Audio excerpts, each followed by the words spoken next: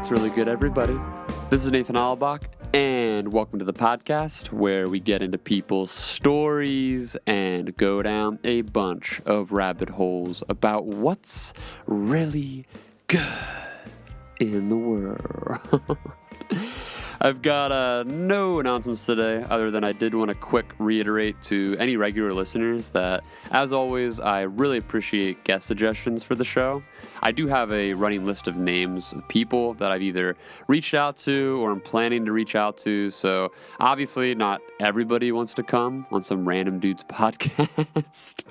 And it can also be tough scheduling, so no one is guaranteed, which should be obvious, but if you have names or topics or even just types of people that you'd like me to interview, please feel free to reach out to me on any social media. It's just at Nathan Allebach. So anyway, now for today's show, I got to speak with Fredrik Knudsen, and man, this was seriously one of my favorite conversations to date.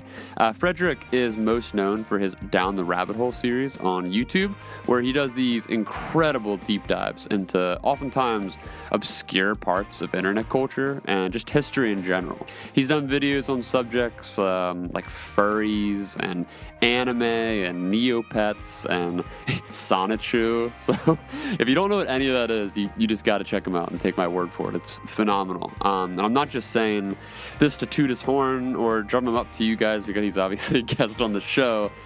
Seriously, it's one of my favorite channels on YouTube, and I was really stoked that he agreed to do this. We covered a whole range of topics. We went on a lot longer than I thought we would, in a good way. So we got into how he started his YouTube channel and what his process is in creating videos and also just creating this online identity that he has now, and how he's cultivated such a loyal community through his work, what his research and his writing process is like, being self-aware and self-critical as a creator.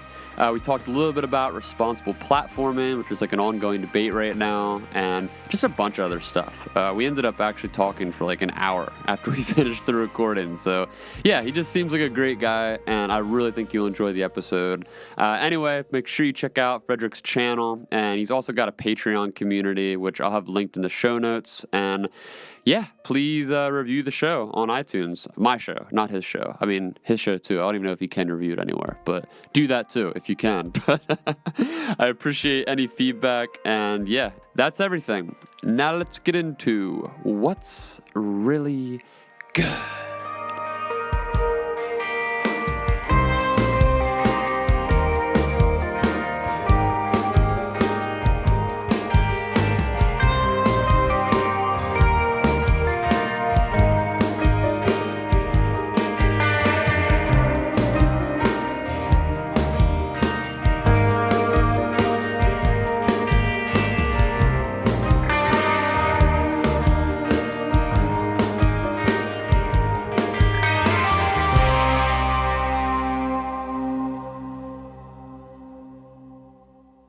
Fredrik, thanks for coming on the podcast. Thank you very much. It's always weird starting podcasts with guests after you've been pre-gaming with them for 5 or 10 minutes. I never know what to say in the beginning because it's hey, what's up, man? Oh yeah, I said what's up to you 5 or 10 minutes ago. We talked just long enough for me to put you on edge. That was my plan from the beginning. I thought that's my job. I'm supposed to put you on edge for the big questions, but nah, how the turntables. They have turned. Dude. Just fucking with you. Well, dude, thanks so much for doing this. I mean, it really, like I said before, it means a lot that you take the time. I know you don't do a lot of these types of interviews, and I'm a big fan of your content, so it should be good. I'm stoked to see what we come up with here. I hope so. I make no promises. Well, you hide behind your owl icon. People don't get to know the real you as much as we'd like. There's a good reason for that. It's because if they discover I'm actually really mundane, they'll get bored and wander away.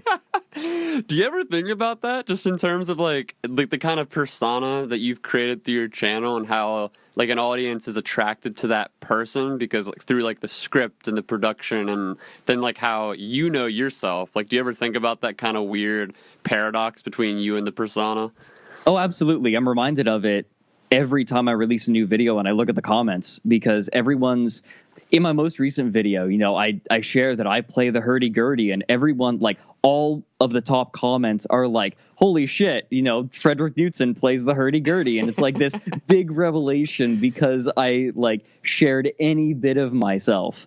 But no, it's something that was very conscious of in the very beginning. I originally, when I was just getting started and thinking about, farther down the line, I was like, okay, I'll feed very tiny bits of my personality because I have training as a writer, college degree and everything. So I figured it's like, I'll just be really careful about my writing and I'll give little snippets of my personality. But then as the series started to evolve, I realized I should probably be pulling it back a little more because I basically created a career based on breaking all of the conventional rules of YouTube. Everyone has a big personality. Mine is completely absent. Everyone posts videos like every week or 2 weeks or every other day. I post like once every few months. Like you do, 10 to 20 minute videos. I started doing that, but now they're like 40 minutes to an hour and a half. Right. That was I couldn't believe how long that, what was that recently you did? It was like an hour and a half long. TempleOS. Yes, it's insane. It didn't start that way. So you initially just kind of went into it and it just wound up going to an hour and a half length. Yeah, something I started to recognize the more I did the series and the more I refined my research and script writing processes, I began to realize that some topics are just going to need more space. And I'm in a very special position that I can give those topics the space that they need, Yeah, that's so interesting, man. Well, again, kind of just going back to this whole idea, like you mentioned before, how the sort of model of YouTube from the beginning really has been this cult of personality, where most people that come to the platform, like they're bringing themselves or their persona that they build, whether it's through vlogging or doing like let's plays or whatever it might be.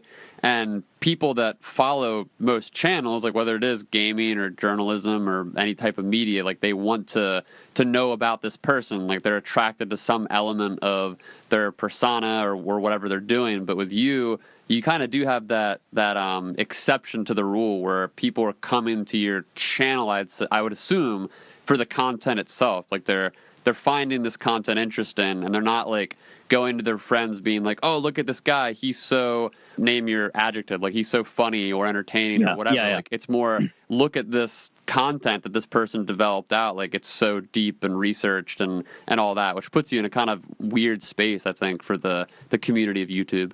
Yeah, it's a unique space to be, but it's very flattering knowing that I can create content that is like detached from like any sort of personality, that it's just like my skill, that like my raw skill and ability that I'm putting down on the table, and people are liking it enough to come back reliably.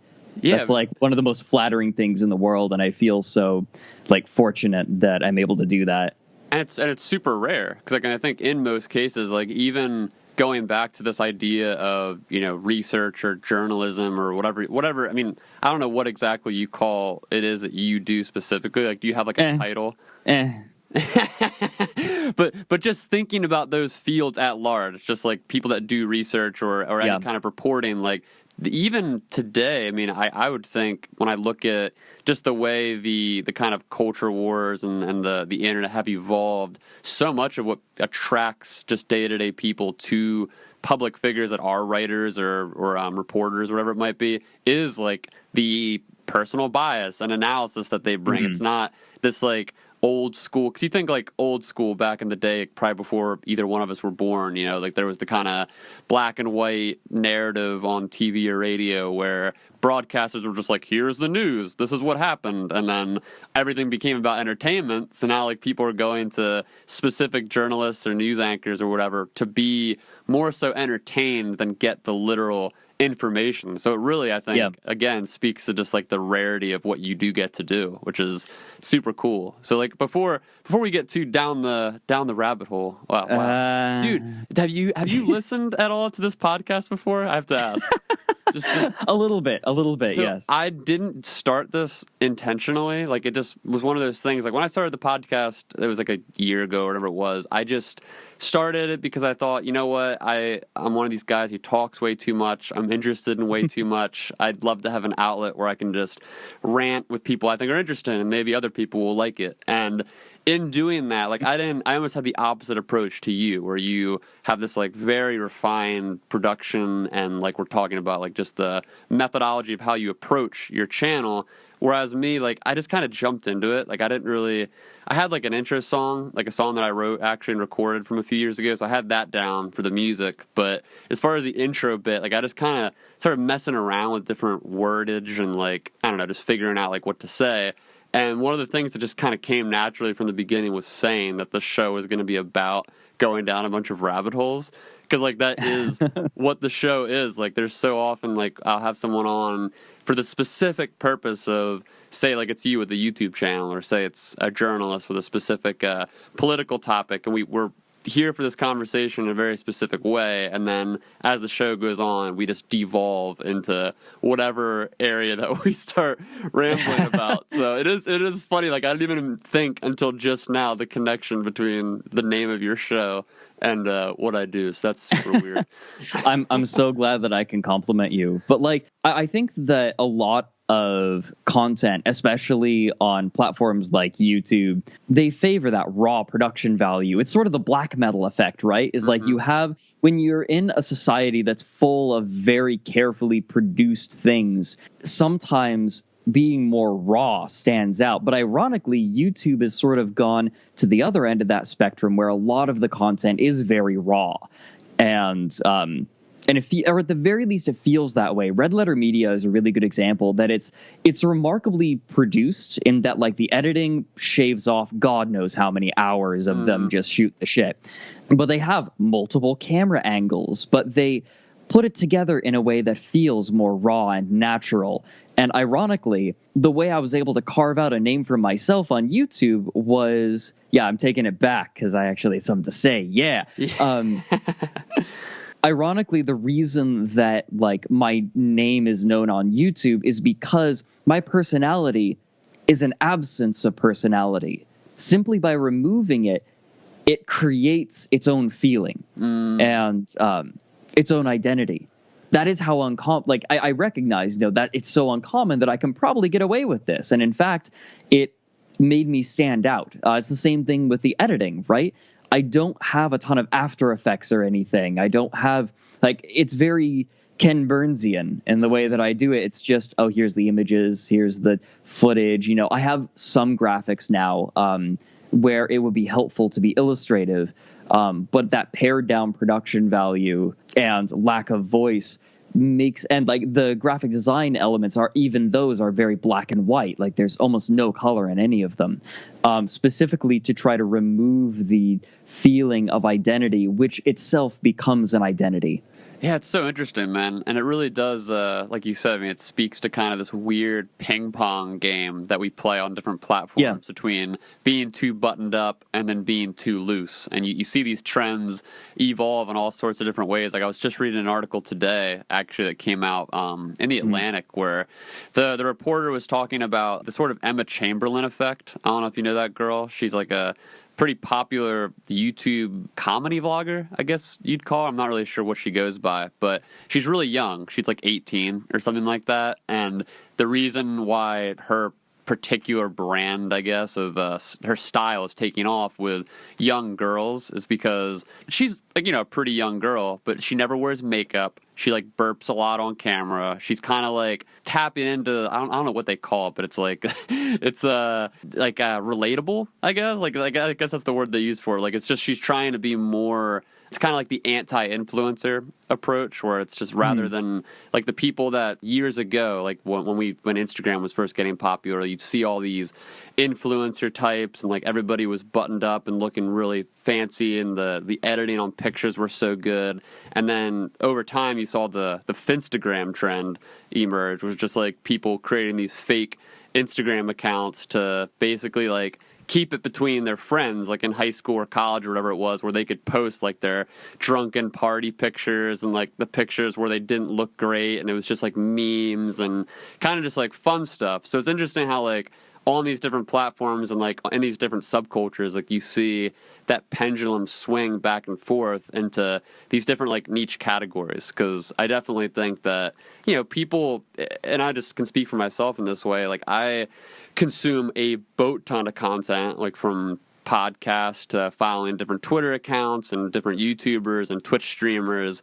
And like from following stuff day in and day out, you do get to that point of like inundation where you're seeing so much of the same styles over and over again that when you do hit whatever the channel might be that's doing something different or that like stands out from the rest of the stuff you're doing, it's just like, oh my God, like, yes, this is what my brain needed to kind of like rescue me from this just inundated field of where everything starts to just kind of blend together.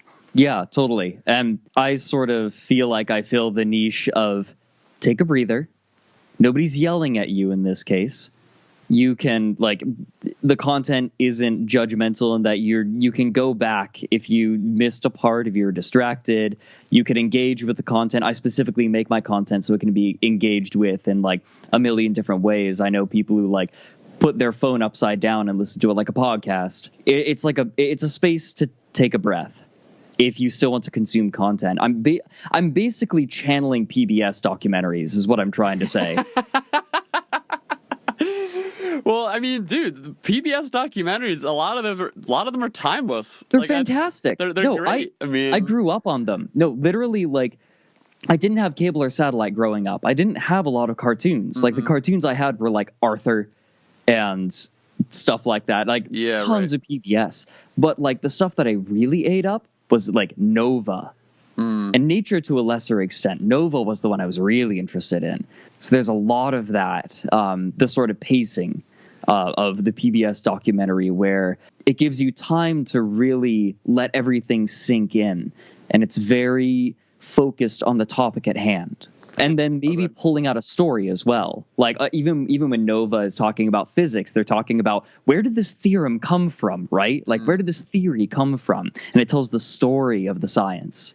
And it has that just evergreen effect where it's like you put something out and it doesn't have to be like this weekly vlog or whatever it might be where people are expecting to kind of keep up with your life or like follow you chapter by chapter. Whereas like what you're doing, I could watch a video that you're putting out like a year from now, 5 years from now, and it's still relevant and interesting and like it's not bound by time. Whereas a lot of YouTubers or just content creators in general, like they are kind of bound by that schedule where it's like you get into like a popular rhythm and then people are expecting your output at a certain rate and then it pressures you as the person putting it out to be like, oh, I have to now essentially muster up whatever it might be this week that I have going on into something that I think people are going to enjoy. Whereas with you could take a month off, you could take 2 months off, and the people that consume your content are going to understand because they know how much research and how much time is going into each one of these deliveries.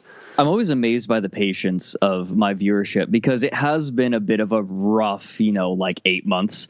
And there was a point where I needed to take time off, and I was able to do that because I built up enough goodwill with my audience. They know that I've proven that I'm willing to put out quality content. And I'm willing to make sacrifices in order to do it. And in turn, they're willing to give me a lot of leeway.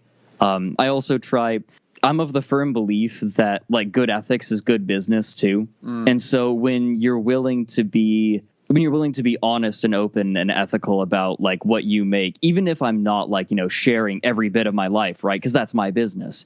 But if in my work I'm honest and ethical and direct, then goodwill is definitely like its own currency. There's actually a name for this. It's called social capital. And I built up a lot of it. So it's not like I'm on a razor's edge of like goodwill. Because I can, and so if I do need time off, I can say, hey guys, if I try to make a video right now, it's going to be bad because, I'm moving or something. Like it's going to be rushed and people understand. And it gets to me, right? It's always wonderful seeing the comments or like, tweet replies that are just like, take your time. We know it'll be good. And I'm just like, thanks, guys. I can't explain what a wonderful feeling it is.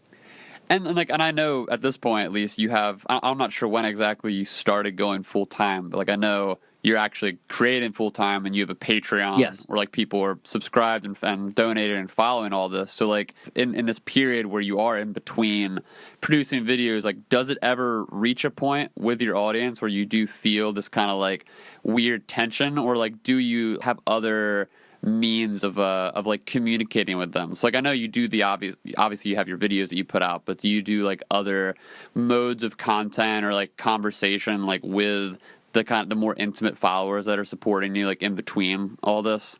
Yeah. Anyone who subscribes to my Patreon gets progress updates. So you get And like so decent, like videos or whatever? Typically audio recordings. Like, it's just a minute and a half of me being like, all right, here's what I got done in the last week, without spoilers, obviously. I'm just like, I was focused on research, or like sometimes I'll be like, hey guys, I found this new little thing and I followed this rabbit trail, and it turns out there's this whole war and that I didn't realize was there before. I'm gonna have to take another couple of weeks to dig into this, and this video is gonna be like another half an hour longer. Here we go. Like that's happened before. That's great though, and it's great that they understand. Again, It's just like having that back end.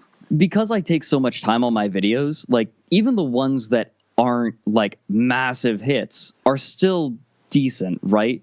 What's the Shigeru Miyamoto quote where he's like, a delayed game is eventually good, a bad game is bad forever? It's sort of that way with videos, right? It's like I'm willing to give a video a little bit more time and just sort of let it come out later because I'm in a position where I can do that. Right. And I enjoy having the reputation of, like, you know, at the very least, most of my videos are going to be worth watching. So at what point did you reach this kind of style of production? Because I know you've been on YouTube for a while, but how long has like the Down the Rabbit Hole like channel specifically or content specifically been around? Like was there like a jumping off point that made you pivot in this direction, or have you always been in this kind of mindset? It was kind of an accident. Do you want to hear the story of how Down the Rabbit Hole started? What inspired it? Yeah, what's going on? It was actually an accident at first.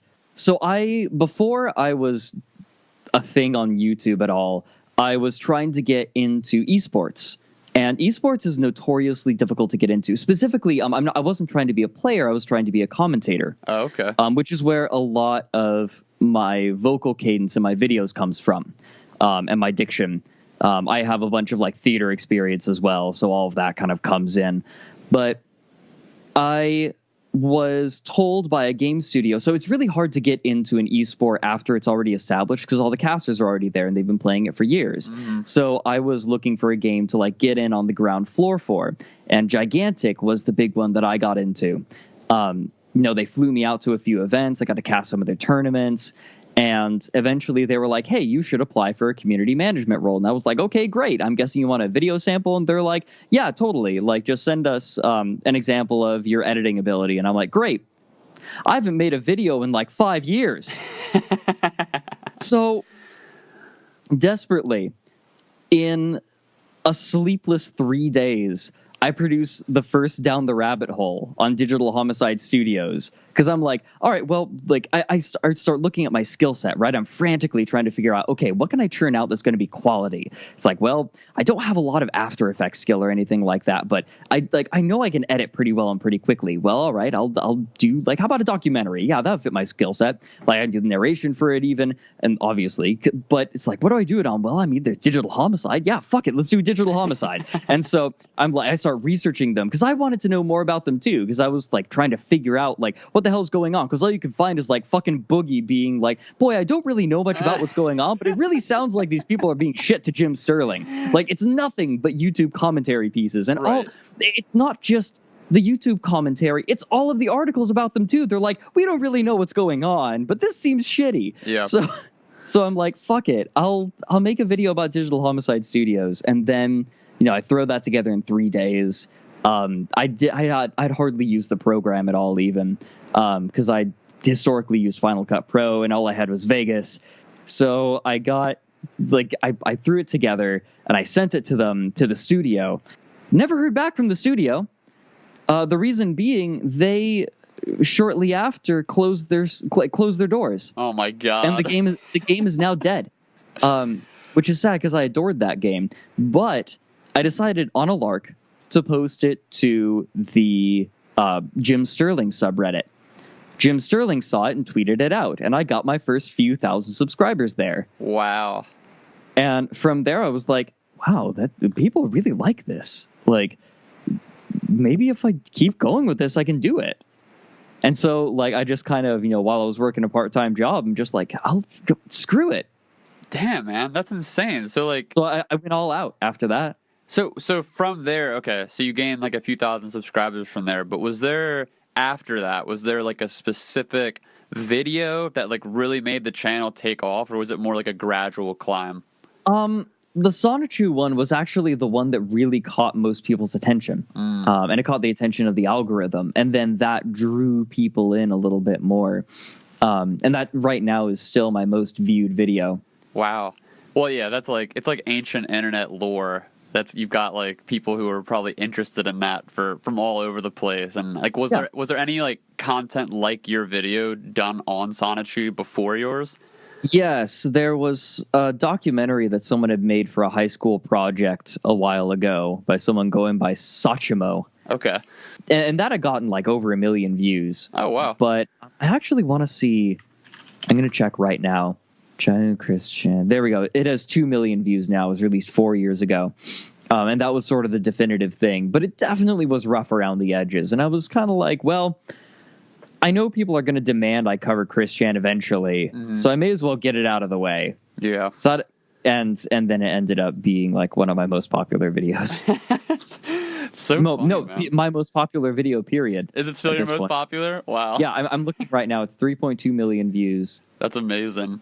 So, like, okay, so obviously in the beginning, you're kind of not spitballing, but you're just thinking, like, what would people be interested in seeing and whatnot. But, like, from the point where you start to get the ball rolling with the channel, like, how did you start to decide what content you're going to cover? I'm sorry. You keep asking the same question over and over, and I keep not answering it. No, that's the first time I've answered that or asked that question. But worded that way. No, I think that the style of the show was codified by the third video.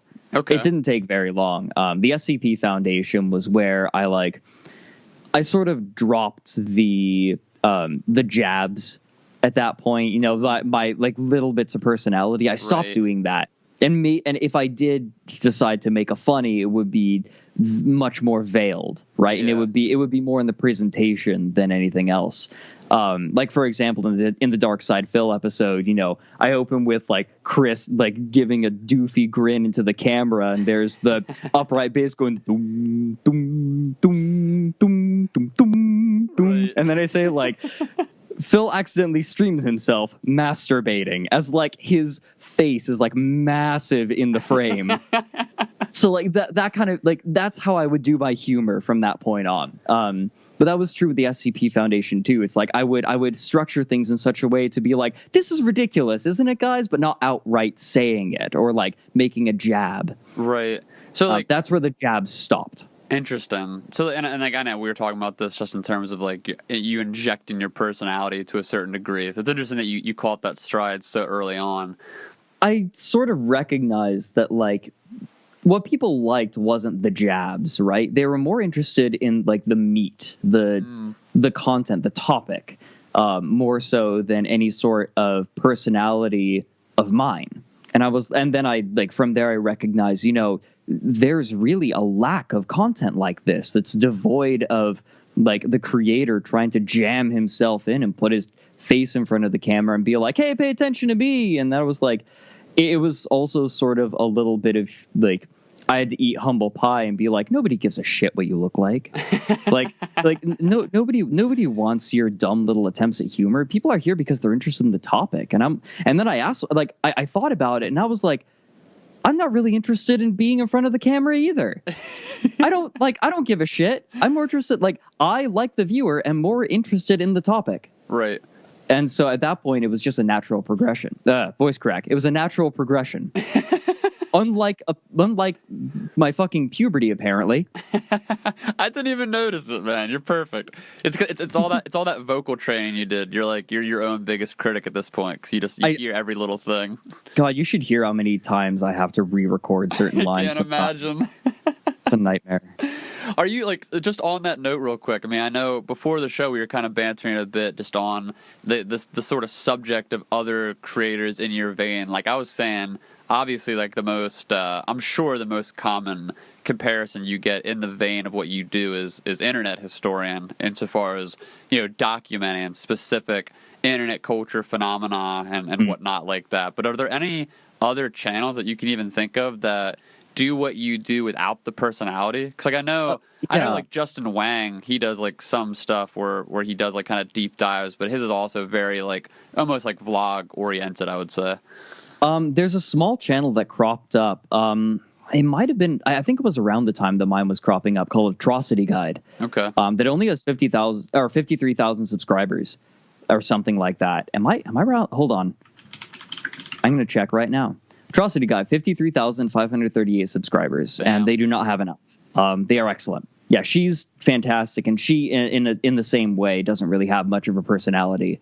I'd say her channel is the most like what I'm doing, unless you might look at something like let me double check, like Ahoy. Okay. Ahoy does stuff sort of like me, but there's not a lot on the market, and like Ahoy does one video a year or something. Oh wow. It's very it's very protracted. That's so wild. Yeah, it really is. Because just for me personally, I think when I sent you the initial DM on Twitter to be like, hey, please do a podcast with me, like never thinking you'd even respond. But like when I sent the DM, like at that point, like I was writing the first draft of this book that is going to take me forever to write, because it's just so complex, and like and the more I write, the more I'm realizing, I'm sure similar to you in your research, it's like you keep doing research and then you realize how little you know about a topic, and you just keep requiring more and more research, and it just continues to snowball like that. So needless to say, like when I reached out initially, like I think I mentioned something to you about just the fact that, as someone who works in social media, and like I spent a lot of time talking to other people about internet culture, like reporters that try to like chronicle this type of stuff in media to a degree, it really is difficult finding any kind of resources, because there's just not, like, you have like your kind of surface level reporting stuff, which is like your databases like Know Your Meme, or like even like back in the day, like I don't even, and they're not great, but like Encyclopedia Dramatica, like there's certain stuff like that where can I mention Encyclopedia Dramatica has universally been useless to my research. Well, dude, it's like worse than Wikipedia. It's just like people that just literally rant, like the descriptions aren't even trying to give you objective information. Well, no, here's the thing, right? Is like here's like my mini rant that like will instantly make me completely unrelatable to anyone. But I remember when I was like researching some stuff, I was like, I'll check Encyclopedia Dramatica and see if they have any good links. It's when I do my research, almost everything I do is caked in some kind of bias, and part of my work is scraping off that mud. But with Encyclopedia Dramatica, they don't even have good info. They are the mud. A lot of the info is just it's wrong. Yeah. Like blatantly so. I can go and trace and be like, no, like this is like, or this was rumor and it just never got changed, because like that's not what they're worried about, right? It's not, it might have at one point been more encyclopedia, but at this point it's just Dramatica. That's exactly what I was going to say.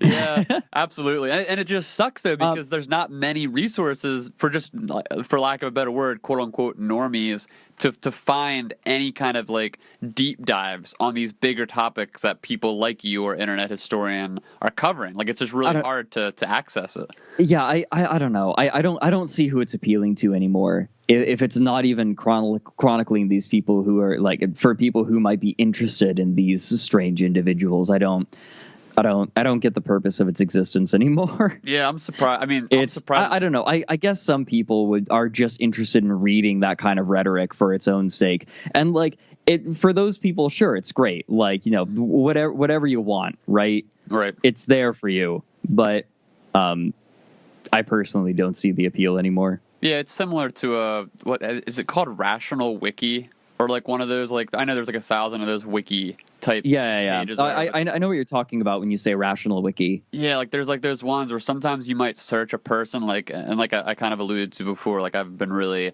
over the years just super interested in like culture war stuff. So I mean, part of this book that I've been working on and like a lot of the research I do like is kind of revolving around the emergence of certain phenomena the past, like, since, I don't know, it's been going on since the late 90s, but specifically like in turn of a mainstream culture, like since 2011 or 13, 14, where you had like all the gates going on, like Elevator Gate and Gamer Gate and all that, all that crap. And when you search specific like figures or topics that are involved in any level of the culture wars, like you always see it's either like Encyclopedia Dramatica or like a rational wiki type page come up on Google. Two opposite ends of an extreme. Yep, and then you're reading it, and I'm just like, dude, this is, again, it's just not even trying to give me any type of objective information. It's like, it's built for people, it's built for like the BuzzFeed type people who are just like, give me the juice, like I just want the tea, and that's it, and that's all they want it for.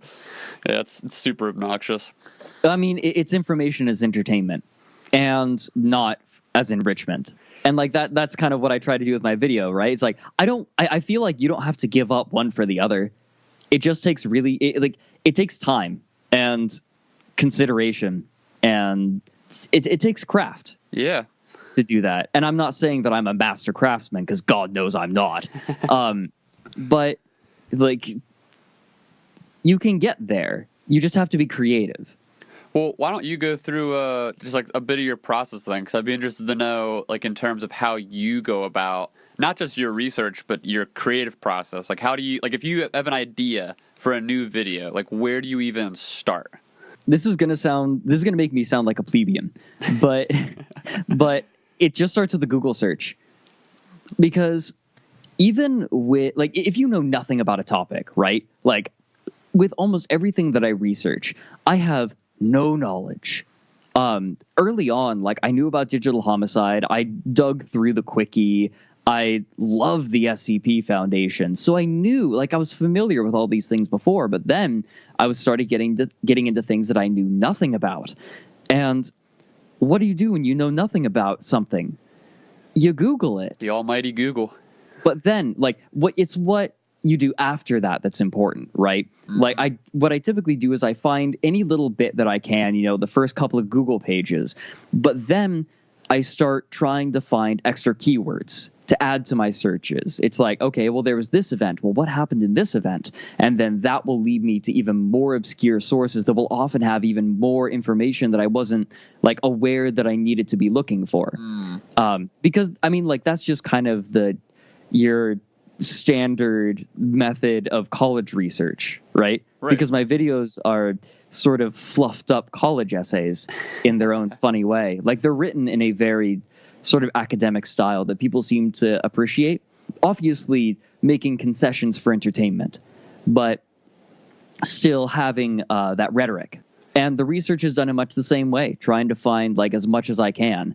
And then the process after that is, like, trying to take all these disparate pieces, which are almost universally non-chronological, trying to piece them together chronologically and try to figure out an arc that would make a story that would make a good video. My videos are narratives, universally.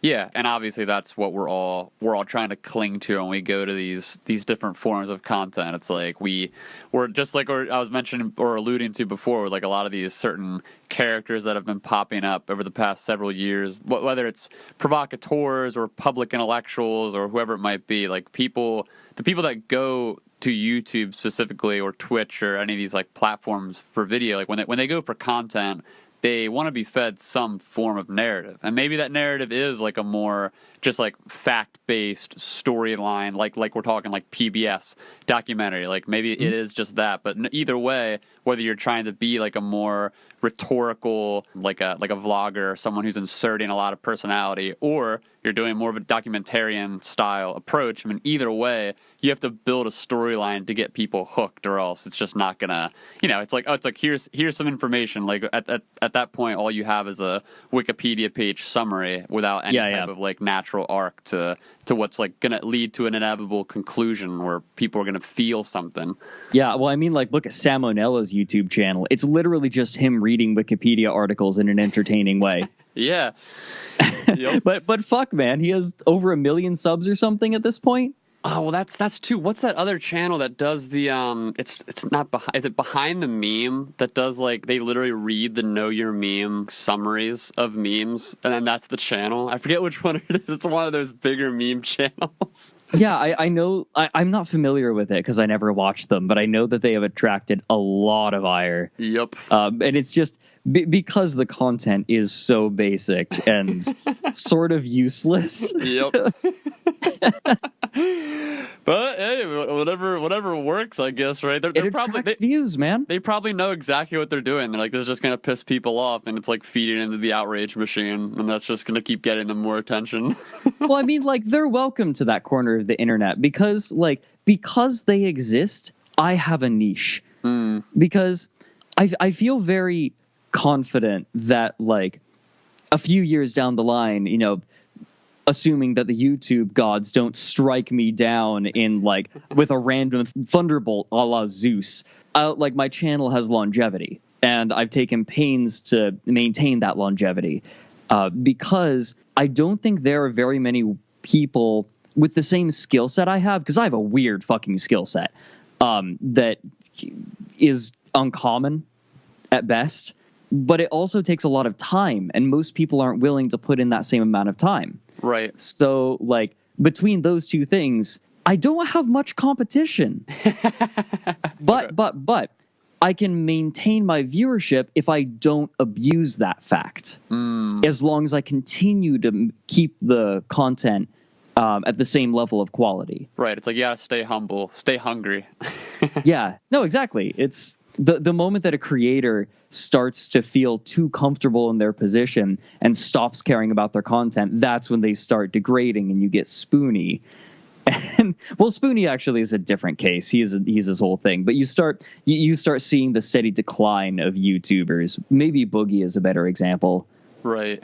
Yeah, and you do, I mean, sort of like you're saying there, I mean, obviously most YouTubers are either coming at their content from, if there's a spectrum, and on one end of the spectrum you have people that are more, their brain is more geared toward math and research and having everything down to like a nice buttoned up format, and then on the other far end of the spectrum you have people that are kind of wild and sporadic and creative, and they're just trying to come up with crazy ideas. Like, you have to have some level of balance to do anything in this world. Obviously, like, everybody has some level of balance, but I think where you strike that balance is interesting, because it is between this area of expertise where obviously you're having to put in dozens of hours of research per video, which takes a ton of commitment and just dedication to being able to sit in front of a computer and actually write this stuff down and fact check it and go over it and make sure it's all like how you want it to be presented. And then at the same time, you have to figure out, like we're saying, like a narrative and a creative format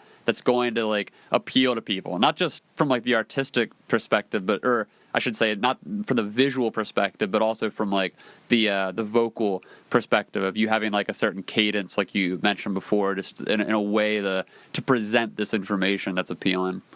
Well, script writing for Down the Rabbit Hole is one of the biggest writing challenges I've ever had, because every time I write, I have a number of considerations. I have to the way I do it now is I pretty much, for every single sentence I write, I have the source for it like on the other screen, and that helps prevent mistakes. Mm-hmm. My next mistakes video that's going to come after this next video probably is going to be very lean, because I've gotten better about my script writing process and having the info right there when I'm writing it down, so I'm 100% sure that it's correct. Right. Or at least, that, like, at least I have a reference for it.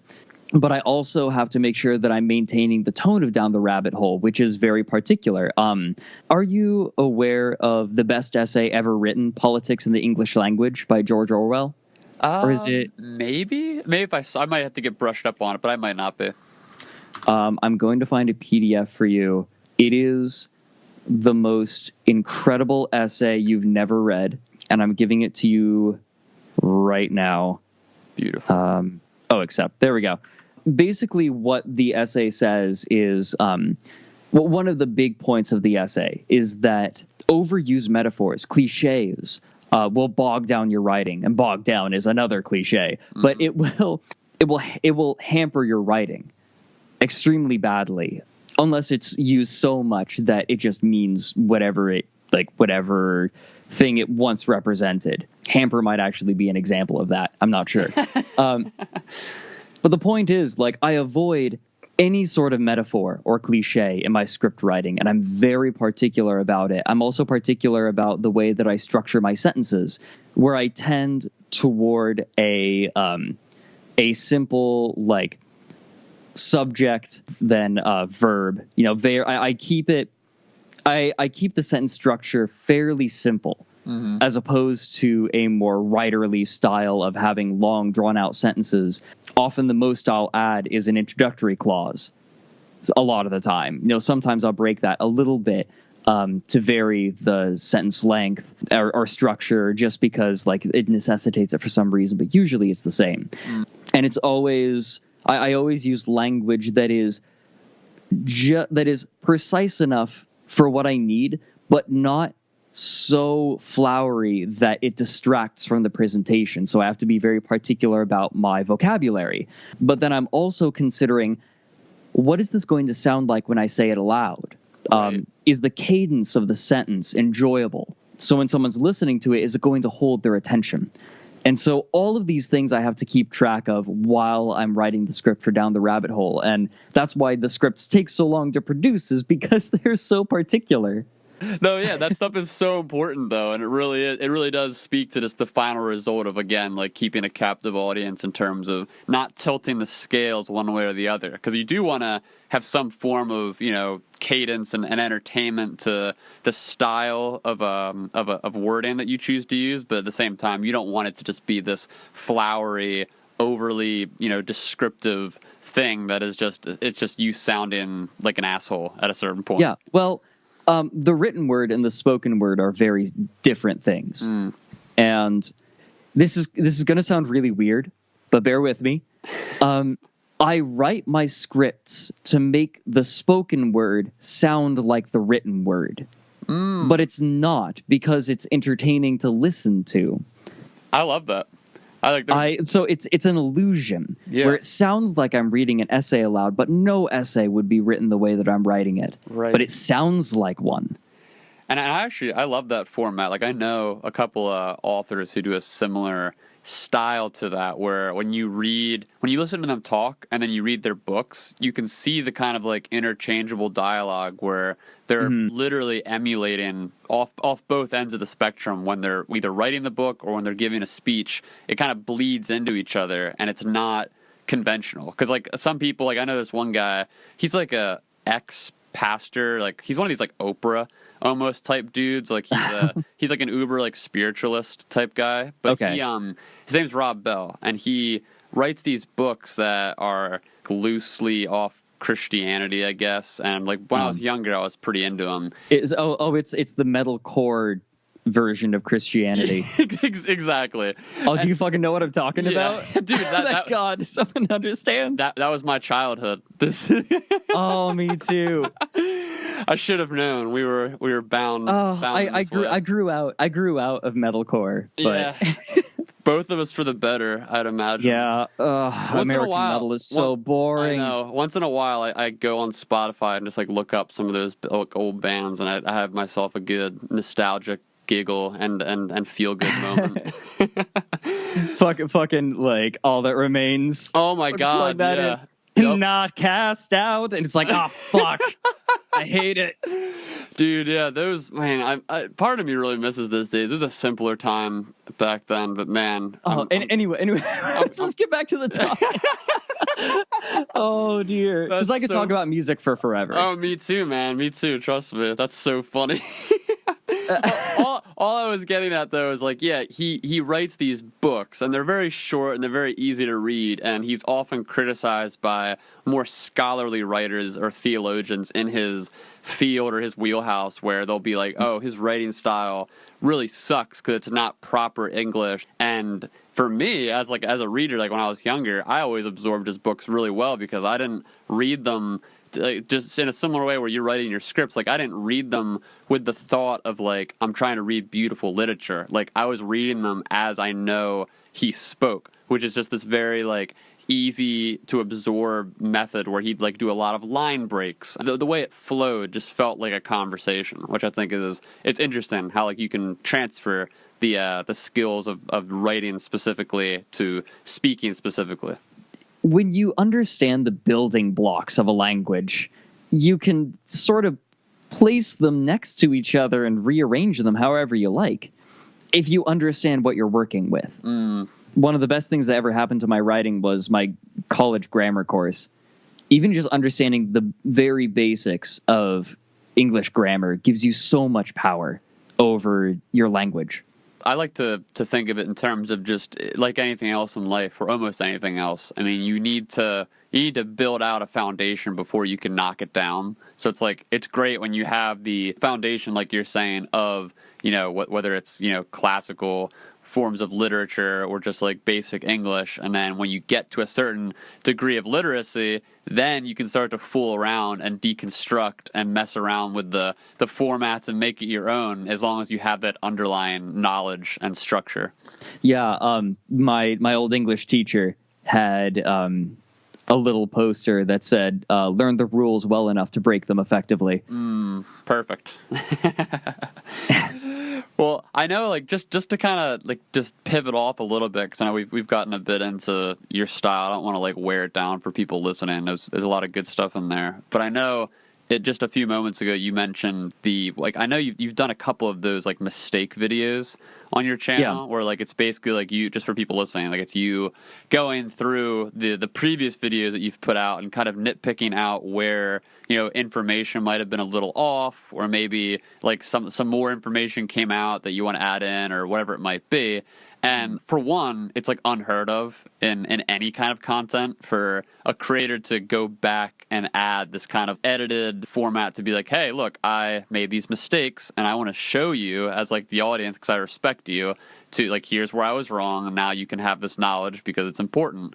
I think about that all the time in terms of just doing this show alone, like let alone, writing on social media or whatever else, because, once you put out a recording of you talking on a certain subject, it's obviously, unless you take the recording down, like it's out there forever, for lack of a better way of putting it. And it's in the ether, and people in the future could be listening to it and hearing information. So like, if that information's wrong and it's never been corrected in any way, like there is, kind of like a trickle down consequence almost, if you want to put it that way. So I mean, for you personally, like as someone who obviously thinks about this a lot, like you obviously are a pretty introspective guy in how you approach just your style and like how you're being perceived by your audience. So like, do you have any general thoughts on like this whole concept of like quote unquote responsible platforming? Specifically when it comes to YouTube, I should say. Because like, I think that's just something that, for me personally at least, I just don't see like that type of walking back, or like even just the simple admitting when you were wrong and like trying to correct yourself. Like, it's just not really that common. I'm in a very special position where the focus is on the information and not myself. I am not a fan of toothless apologies. They make me so angry because I hate it when someone says, I'm sorry, I'll do better next time. Because like that doesn't mean anything. If it's someone I care about, right? Like someone I love or someone that I know, I'm friends with, and they make a mistake and they say I'm sorry, then yeah, that's meaningful to me because I have a connection with them. If it's a content creator and they make an apology, it means nothing to me. Right. So like what's more important to me is, and I try to act this out in my life, is instead of apologizing or just apologizing, I actively do something better in the future, or I change my behavior somehow. Like if I'm consistently late, for example, God knows that I'm late to a lot of things a lot of the time.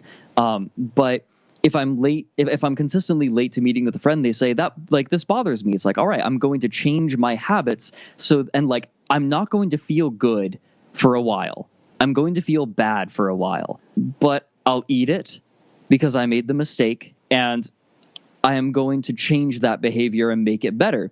And then once it's better, that's where the relief comes in, because I've proven not only to the other person, but to myself that I can change it, and that I have changed it, and it mattered enough to me that I did change it.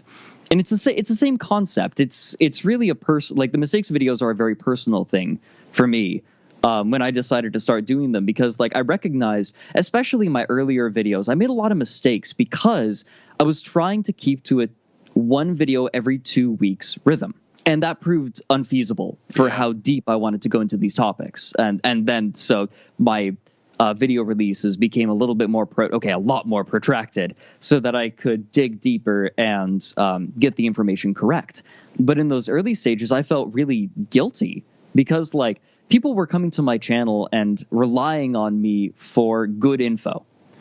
And I added annotations where I could, but annotations were being phased out at the time that my videos were becoming a thing.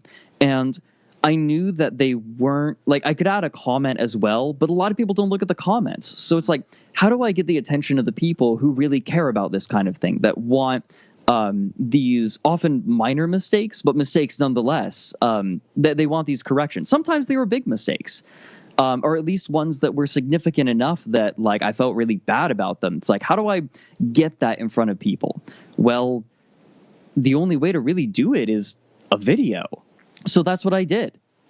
I also recognized that it gave me a chance to set myself apart, because like you said, very few people make these sorts of videos, or they make these sorts of corrections. It's partially because I think that it's good business to, be upfront, but it's also an ethical thing for me, that if I am being trusted by my viewership, I want to earn that trust. And if I've made a mistake, I need to own up to that. That's just, it's me. I wouldn't be happy until I did that again. Until I set that right, and that it's the action instead of just saying I'm sorry, I'll do better next time. It's like it's something that helps to change and fix it. And to that end, I decided to be looking into the camera when I do it, because it's a rhetorical technique where like. And rhetoric can obviously be used to fool people, but I wanted to use it to emphasize the fact that I'm trying to be open and upfront with sincere. People. Yeah, it's not me trying to like manipulate people, because it definitely can be used that way, right? But I wanted to show like I'm not hiding. I'm using my real name, and I'm going to show you my real face, because I'm like I made mistakes and I'm not hiding from them, and I'm going. And like, here is me making it right as much as I can with the system that I've been provided. And then to that effect, I also, protracted my video productions so I could fix that too. It's just so important for creators to have that type of introspection to look at and be like, oh, wow, like, yeah, if this is something I actually made a mistake in, or I need to grow in this area, rather than, just kind of projecting and pushing away and letting the ego take control, which it makes me think, I mean, this could be, I'd be interested to hear your thoughts, because this might be just me psychoanalyzing like an idiot, but it makes me wonder, just to the degree of going back to what we were talking about earlier, how you as a channel, you've kind of reeled back your own personality and your own ego, and you're comfortable behind the screen, just like narrating, putting the information out there, and it's very like cut and dry. And it makes me wonder, like, that is almost the opposite, I guess, of someone like a Jake Paul or like a Logan Paul, who their entire career and their entire channel is built off of their face. Like, their personhood, their ego is what drives people to watch their content. So when it comes to apologizing for someone like that, I feel like not only is the pill way harder to swallow in terms of, having to actually bite down and like like really dig deep into that ego, because the ego is everything. Like the ego is in the spotlight. The ego is the reason people like you and all that.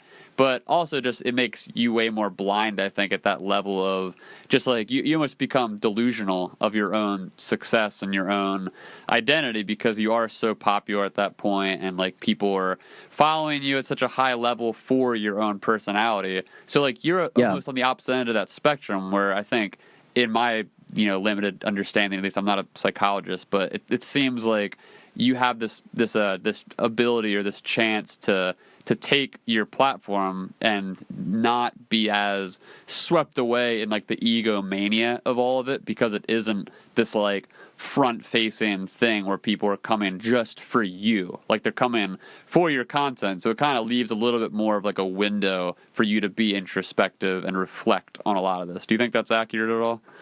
Yeah, there's a video that I think that you would really enjoy. Have you heard of Big Joel? Oh yeah, I love his stuff. Yeah, have you seen the existential horror of Logan Paul? Dude, yes. I don't remember like the total video, but yeah, I did watch that when it came out. Yeah, it's sort of that effect. It's I think I have it a lot easier than someone like Logan Paul in that regard, in that my personality is not tied to the channel, and so I don't have to perform. It's the whole idea of self as performance. Right.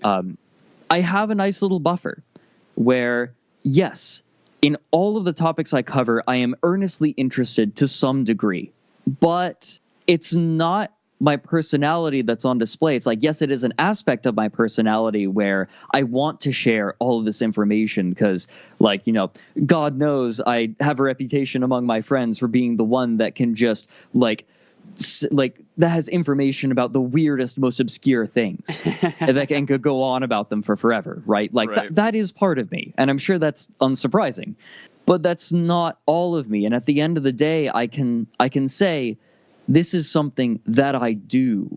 It's not who I am. It's not my entirety.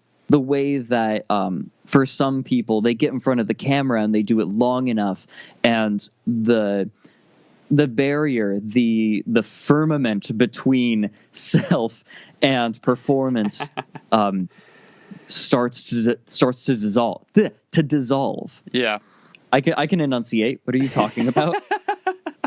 Just obviously, you're like we're saying, you're not on that level of being like an egomaniac type creator. I'm certainly trying, but you wish. But I don't want to be. But obviously, like to some level, like because you are human as far as we know, and to some level, this has to have like an effect on not just your psyche, but how you perceive yourself as a person, like being a successful content creator who has such an amassed following of people that are not just consuming it, but like willingly supporting you via donations on a monthly basis. So yeah, like just how has your like personal identity, like you Fredrik in real life, like how has the person that you've always been kind of like paralleled with this online persona? Like in any way, shape, or form, do you ever just catch yourself getting existential and thinking like, why am I even doing this? Like, what's the point? Or is it really just like the lines are pretty clear and it's just a job where you're developing content and creating stuff that people like? Well, I grew up with a very artistic background, and like I'm completely surrounded by artists every day growing up, and I learned to have a healthy relationship with whatever I make earlier on, because art at its healthiest is a reflection of yourself rather than a something that shapes you. I think that a lot of these people that get into YouTube and start showing off their personality and essentially start becoming a real-life Flanderization of themselves, like Logan Paul, it comes about because they don't know how to make a healthy relationship with their content or their art. So for me, my art has typically always been a reflection of myself. So Down the Rabbit Hole is a reflection of my belief that nobody really cares that much about my ego, right? If it's just someone that I don't know. Like, this obviously is not true for my friends, like, and the people that I have close to me. You know, they care about my ego and who I am. But randos online do not. What they're interested in is what I can produce. And the best content always comes from a genuine place. And for me, it may seem like, you know, oh, like, does that mean that you have literally no sense of self? And it's like, well, you know, to a certain extent, I'm post-humanist, so it's like, to some extent, that's kind of true. But in a practical sense, that's not true. Right. What Down the Rabbit Hole is a reflection of my fascination with not just the obscure, but the human condition and the way that humans interact, especially in our technological age. It's very interesting to me. Not so much on the technology side, but more the interaction side. Does that make sense? Yeah, absolutely. So in that way, partially, I think because of my upbringing, I managed to avoid a lot of the negative repercussions of that kind of thing, because that's true of a lot of people, right? Their work becomes their identity, and rather than Down the Rabbit Hole becoming my identity, it's just a part of my identity that I'm able to monetize and also turn into something that a fair few people seem to enjoy, which makes me really happy.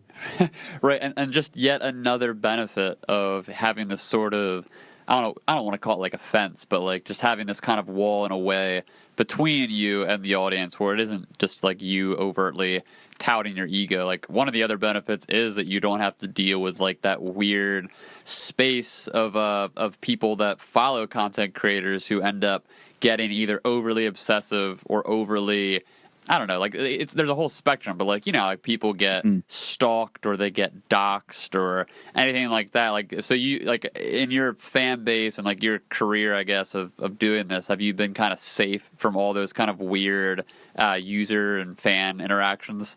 For the most part. There have been like a couple of weirdos, but nothing compared to like, no, the stories that I hear of like the women that play games, right? Like, they get way worse than I do on a daily basis for the most part. God, the horror stories that I've heard. Yeah. But it definitely has insulated me to a certain degree. You know, people joke about like me being like, I'm straight, but I'd bang you, you know, like there, I get that in the mistakes videos, like tongue in cheek sort of stuff. Yeah. But no, it's for the most part been pretty good. What I get most of is, hey, could you do a video on this? Though it usually comes in the form of a command. Hey, do a video on this. Right.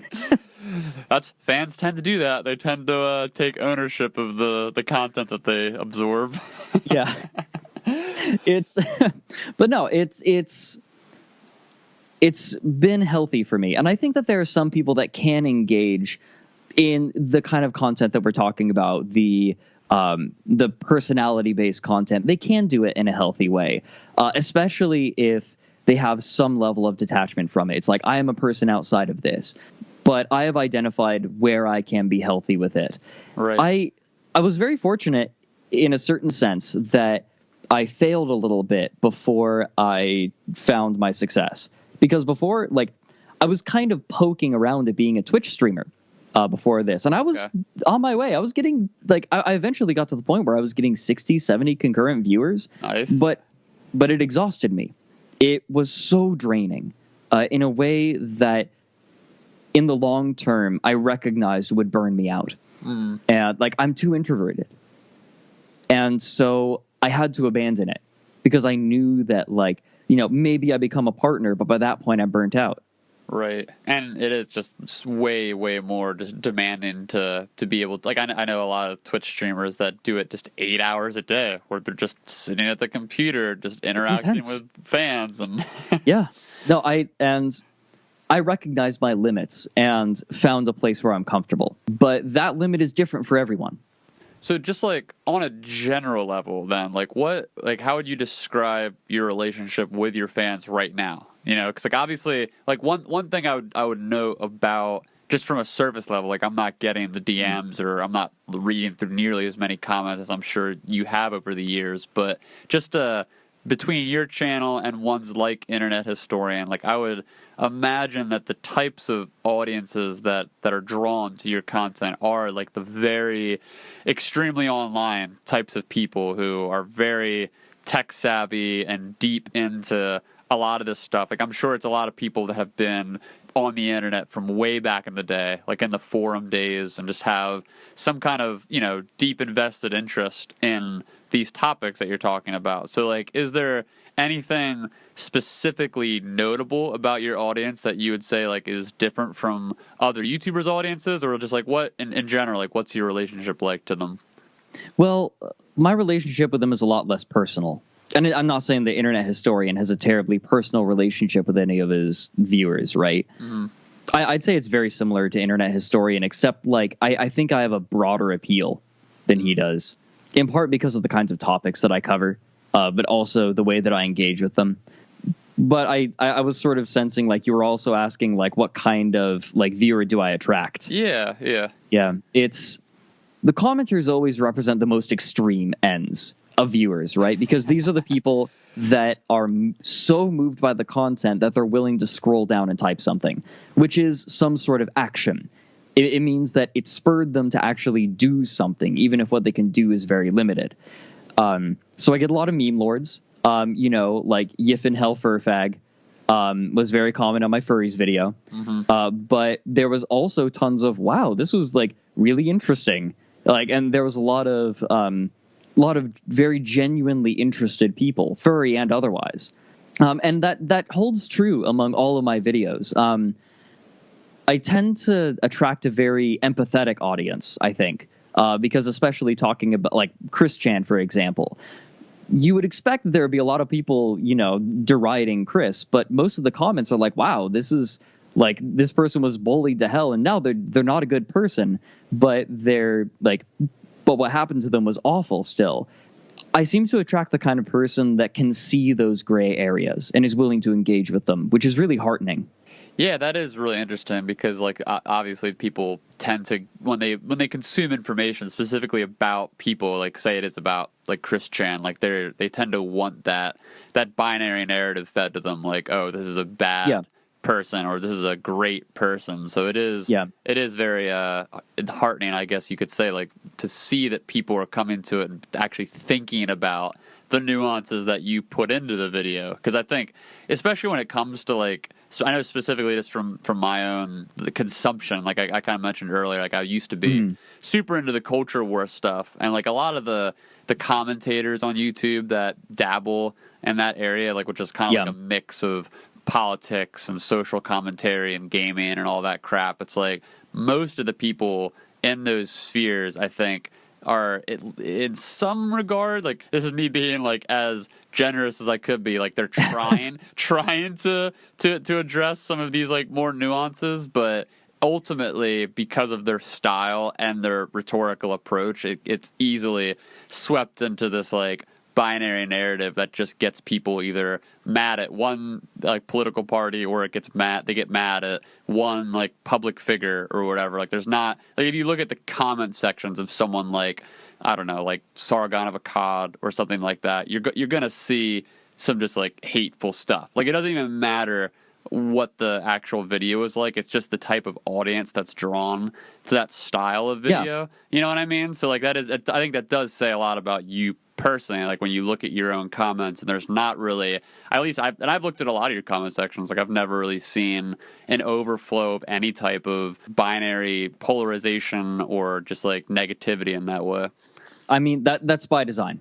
As much as I can. Of course, I'm going to get people like the Mouse Utopia experiments is by far, the most, it has gotten the most partisan comments. Mm-hmm. That all tend to ignore some of the finer points that I detailed, but whatever. Yeah. But even then, you have a lot of people that are, because I'm not telling people how to think, okay, let me take a step back and say, as soon as I choose to omit some sort of information or tell a narrative arc with this, I'm like some bias is going to creep in. And some of my perspective is going to creep in. But I do my best so that even though I have my own bias, I give my viewers the tools to refute my perspective. Does that make sense? Absolutely. Like my perspective is not so sacred that I should ignore things that contradict it. Well, there's a term for, I forget what the term is. It's not, what is it? It's not circular logic. There's Circular reasoning? Maybe like there's some term that people use, like when, like say like you're a like a commentator on YouTube and you're presenting information, and the way you're presenting it, it's like you're already telling the viewer what they think about it before you're actually like explaining. Yeah, it's like priming. It might be priming. Yeah, it's like that, and that's what's most common on those types of channels. I forget the exact name of the rhetorical tool, but I know what you're talking about. It's priming your audience. Yeah. That might actually be what it's called. I'm not sure. Lidlease uses that word. Well, but yes, I know what you're talking about. And my go ahead. No, you go ahead. Sorry, I don't even know what I'm talking about. I just wanted to insert that. No. I think part of the reason that my video, and one of the tools that I do actively use is I constantly make it feel like, oh, if you just watch a little bit more, you'll finally figure out what you're supposed to think on this topic. Mm-hmm. But then it just never comes. But as long as I'm able to write it correctly and write it interestingly, it's still satisfying when you get to the end, even if I don't give you the answer. And I think for some people that is the draw, where it's like, it's what hooks them into the channel, right? Right. Because that's so important. Someone watches the video and they're like, all right, what am I supposed to think about this? Tell me, Mr. Narrator. And, they go 5 minutes and it's like, oh, there's been a lot of build up to this, but they'll tell me soon enough. And then eventually, because the topic itself is engrossing enough, and I've written it in a way that presents it as engrossing, they forget that they were supposed to have an opinion at all. Yes. And then that's when they really get hooked in and they're interested. And that the person that stays through a whole video like that will come back for more. And in that way, I'm able to create a repeat viewing audience without pandering or being trying to attract a very specific kind of audience and drag them in. Not only is it more ethical in my eyes, but it also increases the longevity of the channel. Right. I've heard this described in a similar way in journalism, where you often hear this trope where journalists or people that maybe follow different journalists, they have this idea in their head where they say, oh, like, I only want to follow news or sources that are objective. And I forget where I heard this initially, but I like to parse out the definitions a bit and say, like, I think what you're trying to say is that in presenting any type of information, it's impossible to be objective, because everybody has not only do people have biases, but just information in general has biases. Like, you could present like a study, and the study itself might not have any ingrained specific bias in it, but as the information itself can move toward one specific direction or another depending on the reader's interpretation of it. So I think the way, I forget who described this to me. I wish I could credit them, but it's this whole idea of you can't be objective, but you can be impartial. Like, you can set aside your biases and actually be like, okay, this is where I'm coming from. Like, here's the information, and I'm not pretending like I'm coming from this it's just like a postmodern thing. It's like there is no objective truth, but it's true. Because when we're looking at all these competing perspectives, we ultimately know there's not a singular place that you can just start from this neutral starting point. It just doesn't exist. People are born into specific geographies, and they're born with specific temperaments, and they have these inbuilt biases already as they go through life, and there's no amount of reason or logic that you can practice that defeats it. It's always going to be there to a degree. So I think in large part, at least, a lot of what helps mitigate this error, I guess, in your presentation is your ability to admit that from the beginning, so you're aware of it as you're presenting the information. Like you're not pretending like, oh, I am this objective source of information. Like I am feeding people this pure fountain of goodness, and no wrong can come from me, because that's usually, and this is something commonly held in in politics. I mean, not we're not going to veer that way, but just in terms of centrism, like I think a lot of people who tend to be younger, they have this idea of I think left and right are both extreme, or they're both stupid, so I'm going to land in the middle because the middle is the only thing that makes sense. The middle is objective. And I think people make the error similarly in this way, in that way, because they think, oh, because it's the middle, it's objective, when it's really not. It could be, there's a potential that it could be more balanced in the middle, depending on the person's outlook on a certain situation or policy, or whatever it might be. But there's no point of the spectrum that saves you from subjectivity. You're ultimately bringing your biases, and the only way to mitigate that is to acknowledge it from the beginning, and to constantly be working with that self-critical aspect to better your content and better your own knowledge of how you're doing it. Yeah. Well, I mean, self-reflection is a meditation, and it's something that has to be practiced daily. But something that does get to me a lot of the time about my content is that one of the compliments that I get a lot that always sort of disheartens me is they're like, I love how unbiased you are. And I'm just like, again and again, I have to be like, I'm not unbiased. If you, I'm sure that, anyone I went to college with would be able to be like, oh yeah, I see your bias here. And it's just going to happen. But I'm afraid that in trying to remain impartial and neutral, I have given off an air of being completely unbiased. And people therefore assume that I'm this perfectly neutral person that can provide them the truth like a guru, which is entirely incorrect. And I have to correct people on it all the time. Yeah. And then I sort of have to walk them through it. It's I'm not unbiased. That's impossible. And then I give examples of how I was not unbiased. I don't remember where I was going with this. Basically, it's it's kind of a point of guilt for me, because I feel in trying to present these stories in a way that doesn't explicitly tell a person what to feel, I've accidentally tricked people into thinking I'm unbiased, which reflects which is just a reflection of a misunderstanding of people's misunderstanding of media in the first place. So at that point, the ethical question for me is, where is the fault? Is it with people for being uneducated, or is it with me for not educating them on it well enough, or accidentally tricking them into thinking I am something I'm not? Yes, that's the whole responsible platforming debate, because it's where do the lines start and they end? Because obviously you can, to a certain degree, do as much work as you possibly can to mitigate these biases and these problems and these misinterpretations, but ultimately it does fall in some way, shape, or form on the audience to interpret it, because you could be as crystal clear on a certain subject matter as you possibly could be, but there could always be some person in the audience who interprets it in a really bad way that wasn't meant to be.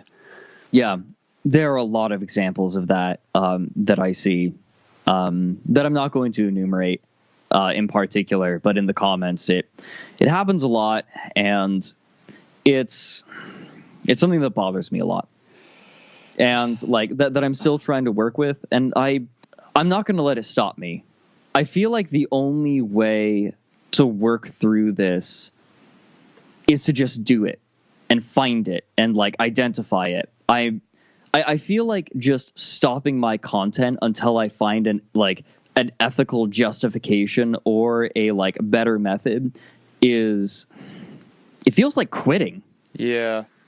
but I don't know what to do with it. And I think that for now, because I don't think that there's an easy answer to it, because I also believe that it's worthwhile to examine these sorts of things and to be critical of them. Like, the topics that I cover, I think are worthwhile to at the very least consider as phenomena, because that's what I do, is I tend to approach people as phenomena, and then I reflect on how the phenomenon of the person affects the person themselves.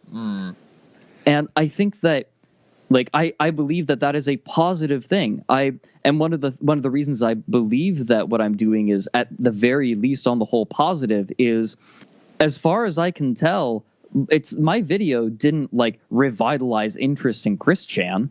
The people who are interacting with it aren't people that are going to start trolling Chris Chan. Right. My video did not coincide with like an uptick in trolling. As far as I can tell, anyway. If someone has evidence to the contrary, like, please tell me. But I think that if I keep going about it in the way that I am, I think that it's okay. But this is a lot of I think, right? It's something that I don't know conclusively. And now you're listening to me wrestle with my conscience.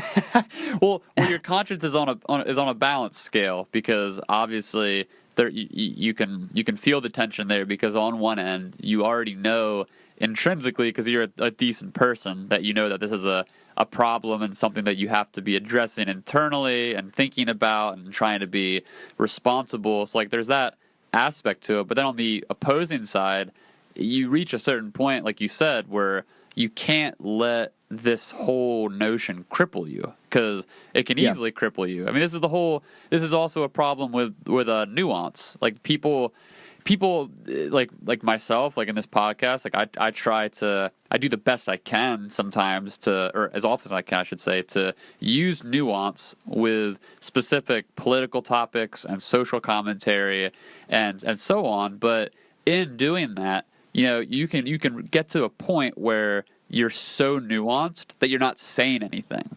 And then that completely cancels out whatever point you're trying to make. And I find this problem all the time, especially on podcasts, because I like to talk about politics, and I feel like on a personal level, I do a really, really, really hard job of researching the things that I think, and I'm always trying to expand the sources that I follow, and I'm really like, it's a conscious effort, similar to your conscious effort, like in content creation. Like, I'm trying to think, like, how can I have the best political opinions and social opinions possible without feeling like at any point that I'm trapped in some type of, for lack of a better word, echo chamber. I know it's like a cliche at this point, but I understand what you're saying. Yeah, so like to a certain degree though, like I've caught myself on podcasts with other people talking about certain issues, and we're getting into the meat of it.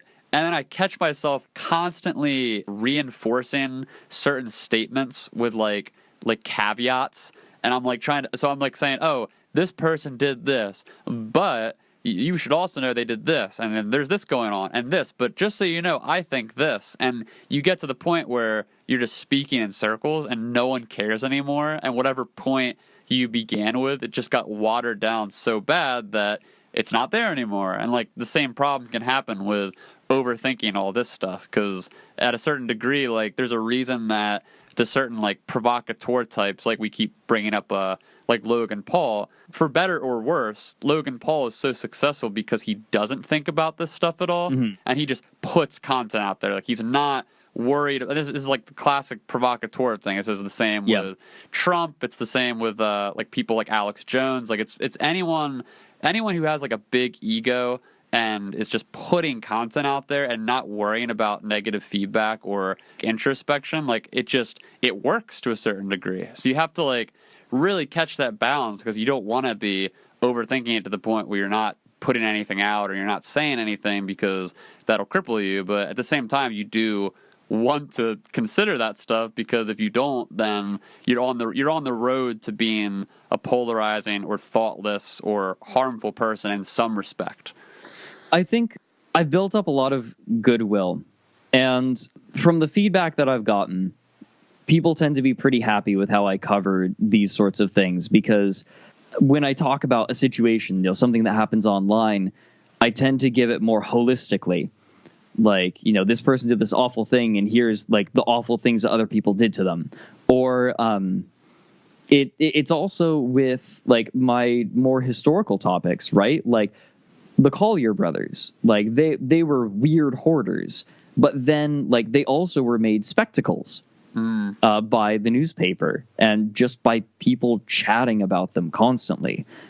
I feel like people are willing to consider, like, I don't just talk about an action. I talk about the repercussions of the action. And I think that helps to encourage people to think about what they're doing and how they're engaging with the content.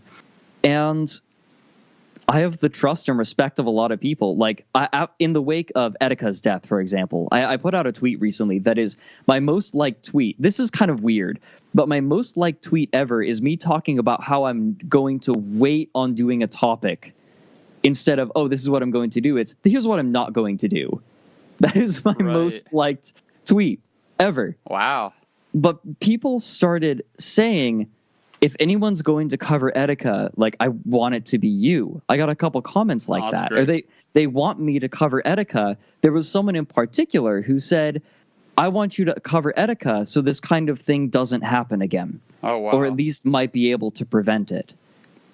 I think what I'm doing is worthwhile, at the very least because it's making people aware that this kind of thing can happen.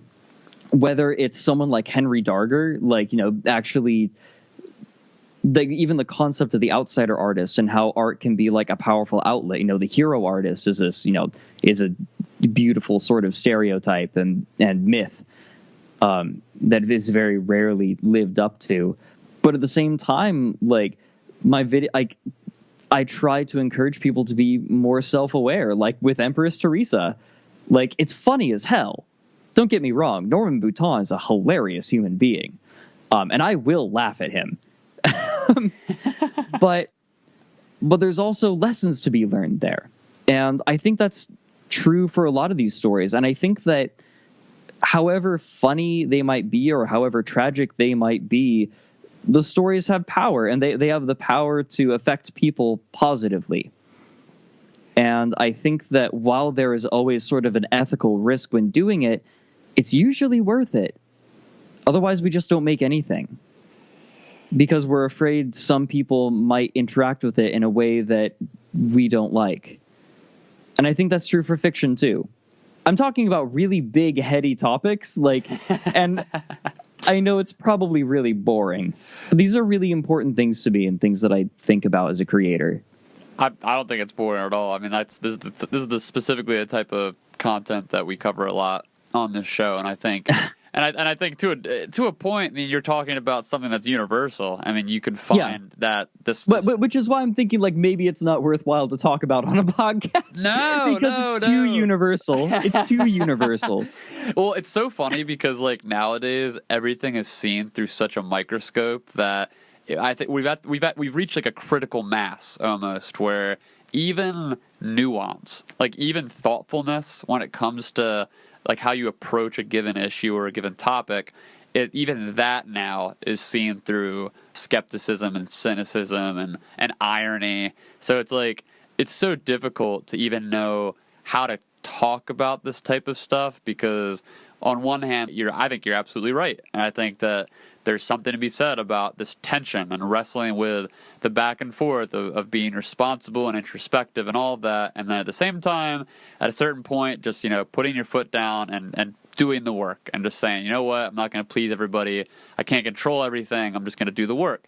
And nowadays, it's like you have people that even look at that. Like they even look at the fact that you are thinking about both sides of an issue and satirizing that exact thing. Like you have this whole notion, and in part, I think a lot of this is political. So like, I'll just say that, like, maybe this isn't like this. Maybe like the rest of the world hasn't been as poisoned by this like irony and this sort of like cynicism that a lot of like certain pockets of the internet have been poisoned by. But I know like specifically like that, there's this whole notion of if you're even someone online who wants to attempt to see both sides of an issue, there's like a space now for satirizing you as like someone who does like quote unquote both sidesism, and like there's like a whole range of people who look at that and just think it's so silly, and it's like, oh well, not all two things are equal and blah blah blah, and like, and to me, like when I look at something like that, I think that it's true, obviously, like when you compare things,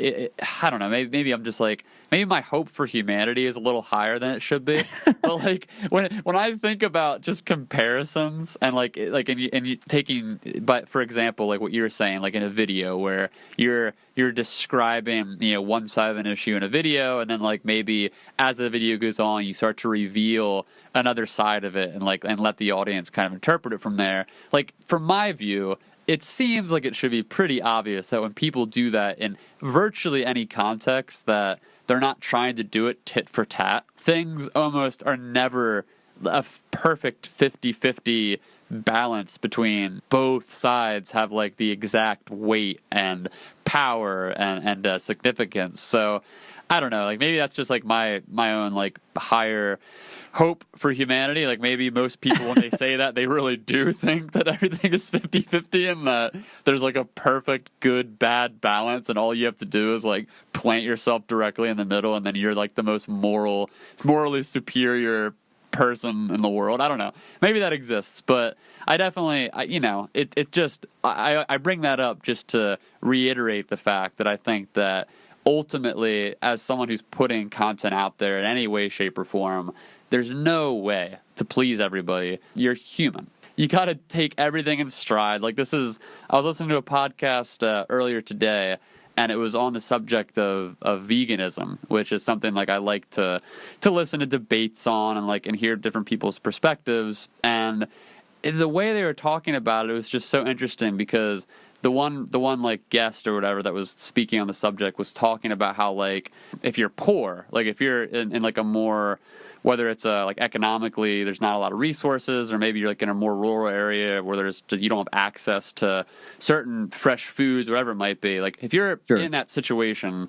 you most likely don't have the possibilities of someone who's in like a more suburban or urban atmosphere. Someone without food sovereignty. Exactly. And I think like the point they were trying to make was just like, you know, and they were a vegan, and they were basically saying like, hey, you know, as a vegan, I'm not going to go up to someone who's in this like part of the world who like they only have certain like if they're on like the shore of like India, and they only, like in their town, they only have access to certain like freshwater fish and like maybe like a specific type of grain. Like I'm not going to be like, you have to be vegan, because it's completely different like geopolitical and socioeconomic circumstance. So I think that, you know, like there's something to be said about meeting people where they are and being like, you know what, we should each be doing the best we can in whatever area, and that should be enough. You know, as long as we're being reflective and introspective to the degree that, you know, it actually makes some kind of difference, like just kind of bringing back to the point you made earlier about your correction videos and how they mean something because you actually change behavior and you're actually correcting a pattern. As opposed to the channel awesome apology. Yes, as opposed to every YouTube apology ever, where it's like it's people that are being pressured by outrage culture. And we're sorry that you felt that way. Yeah. Oh my god. Killed me in the fucking that's the worst non-apology I've ever heard, is we're sorry that you feel that way. What were you gonna say? One more thing to tag on there, and then you can jump in. I was just gonna say, like, it just again speaks to the fact that, like, in sort of today's climate, it's so difficult to be genuine and be self-reflective in any way, because when you do something wrong like that, two things can happen. One, people either ignore it and accept it and they move on, or two, they turn into an outrage mob and attack you. And when you get attacked, it's like, and in many cases, rightfully so, some people deserve to be attacked and under certain circumstances, whatever, I get it, there's nuance. But it's like, in those cases, you know, people's gut reaction then is just going to be pressured to make some kind of pseudo apology or some pseudo thing where it's like, oh, like I didn't mean to, like this is I'll do better. But it's not, like, to your point earlier, again, like with your correction videos, where it's something very intentional, very, you know, authentic in a way. it's not like that at all. It's like they're succumbing to a social pressure to do something, and whether or not that has like a net positive in the world, I don't really know necessarily, but it's a completely different animal, you know what I mean? It's self as performance again. It's blurring the lines between the person and their performance, and I think it's always been hard. Like the example that I always give is movies. Movies are made by dozens, hundreds, thousands of people, and I guarantee you that there are douchebags working on that movie. Of course. Can you ethically keep watching that movie? It's and I'm not saying that to excuse that sort of like the sort of, you know, oh, I don't want to watch that, or say like people should watch it or shouldn't watch it. That's just the ethical question, and I do not have an answer. Man, what was I going to say? I got sidetracked thinking about that. Were you going to get into like separating the art from the artist or something? No, I'm just a fan of Mort Daughter, even though it's like got completely broken in recent years. I got sidetracked because I have friends that have been in those shitty situations that's been completely like the situation publicly is completely different from the private situation. Right. And I've seen people, like friends, hurt by that really badly in a lot of different ways. So it's like that my emotion went, we're thinking about this now. Right. No. Right. I remember what I was going to say. I'm not terribly interested. I think that people like to pontificate a lot about any sort of political topic. What's more interesting to me is how does it affect what you do? Like for me, when I'm talking about this sort of struggle, right? That I constantly have with like how am I ethical about what I'm making, because often I'm covering less savory figures, and do I really want to bring attention to them? There are people that were angry at me about talking about Terry A. Davis, like just talking about him. Just the idea of talking about him is disrespectful to them. Yeah. Which is absurd to me. Fucking talk about this sort of thing. But the reason that I think about it so much is because it does manifest in action. Because I'm not terribly interested in pontificating about it a lot. What I want to know is like, what do I do? Like, how does this affect what I do? How can I negate this rather than explain it away? Or like, what sort of action can I take? Like, for example, I make mistakes in my videos. That's gonna happen.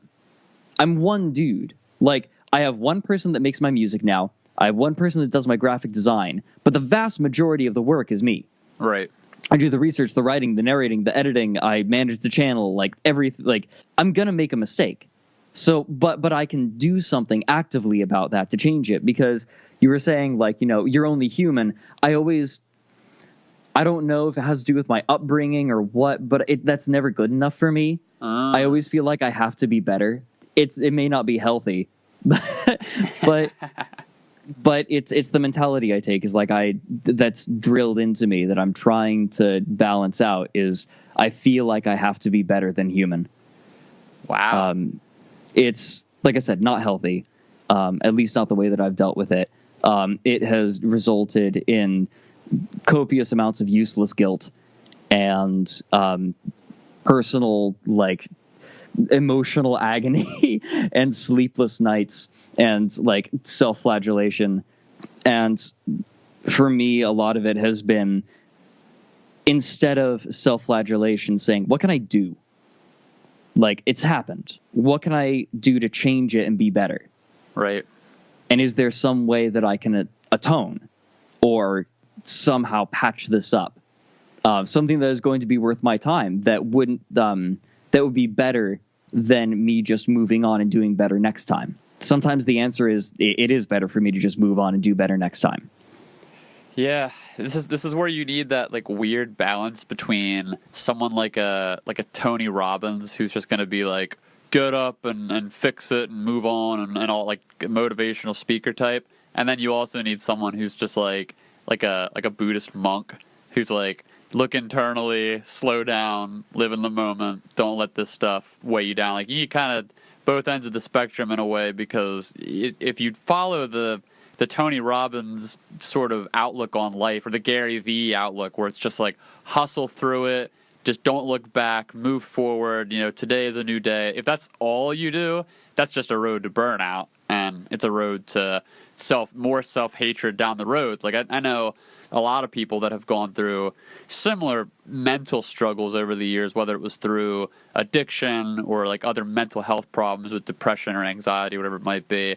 And over the years, like they might find a solution that works for them, like whether it's in religion or like going to the gym or like some kind of, or even just like work, like some type of purpose. And they get so like hell-bent on that one purpose, like that one thing, like maybe it's going to the gym every day. And then it's like years later, it's like, oh, it's working. And then like you break your ankle. And then it's like everything just comes flooding back in. And it's like, oh crap, like this is the monster that I've been like pushing down all this time. So you kind of rather than addressing it, it's something that covers it up. Yeah, so you need both those sides. Yeah. For me, like I've been aware of that. Like I don't want to just cover this up, because it has been a big problem for me mentally. And the way that I've learned to deal with it is you were kind of like joking about it, but the concept of being present. Practicing presence is something that has really helped a lot, because like I said, I have a bad tendency to self-flagellate and ruminate on the past. And for me, literally just getting down to the bare details of like, what am I doing at this exact moment? I am filling my water filter with water. I am like tea sort of is that ritual where I can stop, just focus on what I am doing. Like I am measuring out leaves at this second. I am now pouring them into the steeper. And learning meditation has been really powerful, not because, the meditation is something that's covering it up. It's because it teaches me, it has helped teach me how to accept that it's not necessarily that something happened in the past. It's that this is what right now is like. And the things that have happened in the past have affected what things are right now. But all that matters is the way things are right now, whatever the situation may be, and what I personally can do physically. And I mean that in a literal sense, in an immediate sense. Like, what is in front of me? I have right now, I have my computer. Is there anything I can do on my computer that can, like I have made a mistake in my video. What do I do? Well, I have my computer. I can eventually, I need to make this next video. That is what is immediate. Right. I make that video. Then after this video, I make a video another video that chronicles my mistakes. That kind of thinking has allowed me to move past these things that, maybe 6 years ago would have destroyed me utterly. And thinking about like where your limitations are in that, I'd imagine. Yeah, absolutely. It's when you're considering it's, but I feel like considering what you can't do isn't terribly useful. What's more useful is saying what is within my capabilities. Yeah, it's a framing issue. Yeah, it's in that way. Yeah, it's especially as a content creator, you can do a lot to influence yourself. Like I have been very purposeful in the way that I've grown my channel, and I could go on and on forever about it. But I've done so by examining what is within my control and simply controlling that. Because often if you take a second, you have a lot more control than you first thought. That's been my experience, is if something seems insurmountable, it's like, okay, well, instead of trying to think about it all at once, what is immediately in front of me? And I find that I have a lot more apparatuses than I first thought I had. This is it's a big thing also with mindfulness meditations. It's something. Yeah, I mean, that's directly where it came out of. Yeah. Especially practicing walking meditation. That was a really powerful thing for me, because again, it's not about the spirituality. I'm not a spiritual person at all. It's more about, it's a practice that allows me to be more mindful and focus on like what I can do in the moment. Right. Yeah, that's something, like, even on a personal level, I can speak to. Over the years, I developed like a panic disorder about 7 years ago, a little over 7 years ago. And the first few years of it, I mean, or I should say first couple years of it, I was relatively helpless insofar as, Sure. solutions and having the innate capability to overcome it from like a physical and like a mental standpoint. Like I just didn't have the tools or like the understanding to step outside of myself in any way. Sure. Like, and it's self-perpetuating because like it itself will limit you from being able to address it. exactly. Yeah. And that's how almost all mental illness works. Is like a circular downward spiral where it's like, you're depressed and then you don't eat and then you're too weak to do anything. And then it just keeps. Its very existence perpetuates itself. Yeah. So like, but over time, I would say like, and this only came, I should say, just to preface it, it came with the privilege of the mental illness like lifting to a certain point. Like after I'd gotten medicated for a certain period of time, it kind of leveled me out, and then I was able to at least like get my head above the water. And once I got my head above the water, it took a couple years of on and off practicing like various forms of mindfulness where like when I would feel like a panic attack or even just like general anxiety, like when I would feel general anxiety like rising up irrationally inside of me, like maybe I would just be driving or on a walk and there'd be no rhyme or reason. And like in years past, I would just spiral out because like in my mind I would try to rationalize it.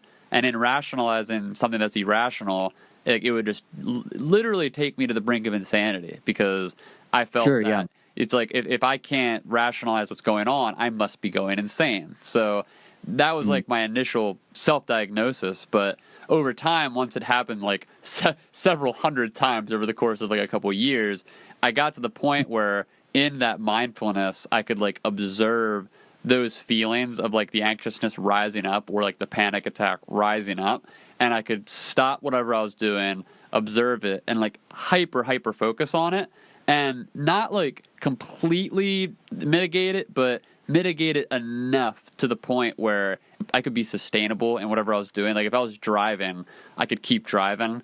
Like I didn't have to pull over or whatever. Like it got to the point where years ago, like a panic attack might have crippled me for the rest of the day and I wouldn't be able to move. And now it's at the point where it would last like only a few minutes. And like I'd be able to like hone in on it just by like observing like, okay, here's the fear. I can't understand the fear. I have to like accept that this is like my brain and my body doing something that it's trying to protect me in some way. I can't control it. I can't understand it. And only through time and meditation of focusing on it over and over again did it get to the point where I could actually get past it in a relatively timely manner, which is just so helpful to be able to do that like on a day-to-day basis with stress or nerves or depression or whatever it is. Like you can use it across the spectrum once you've like come to identify those patterns over and over again. Yeah. It's sort of a method of externalizing what is happening to you and essentially observing it as you would observe something outside of yourself. Yeah. Yeah. I love it. And that's something like I have a lot of friends with that same sort of anxiety that you're talking about. So I'm acutely familiar with it. And medication only takes you so far. It also like it's something that helps put you in a place where you can deal with it. Yeah, definitely. Well, on that dark note, that's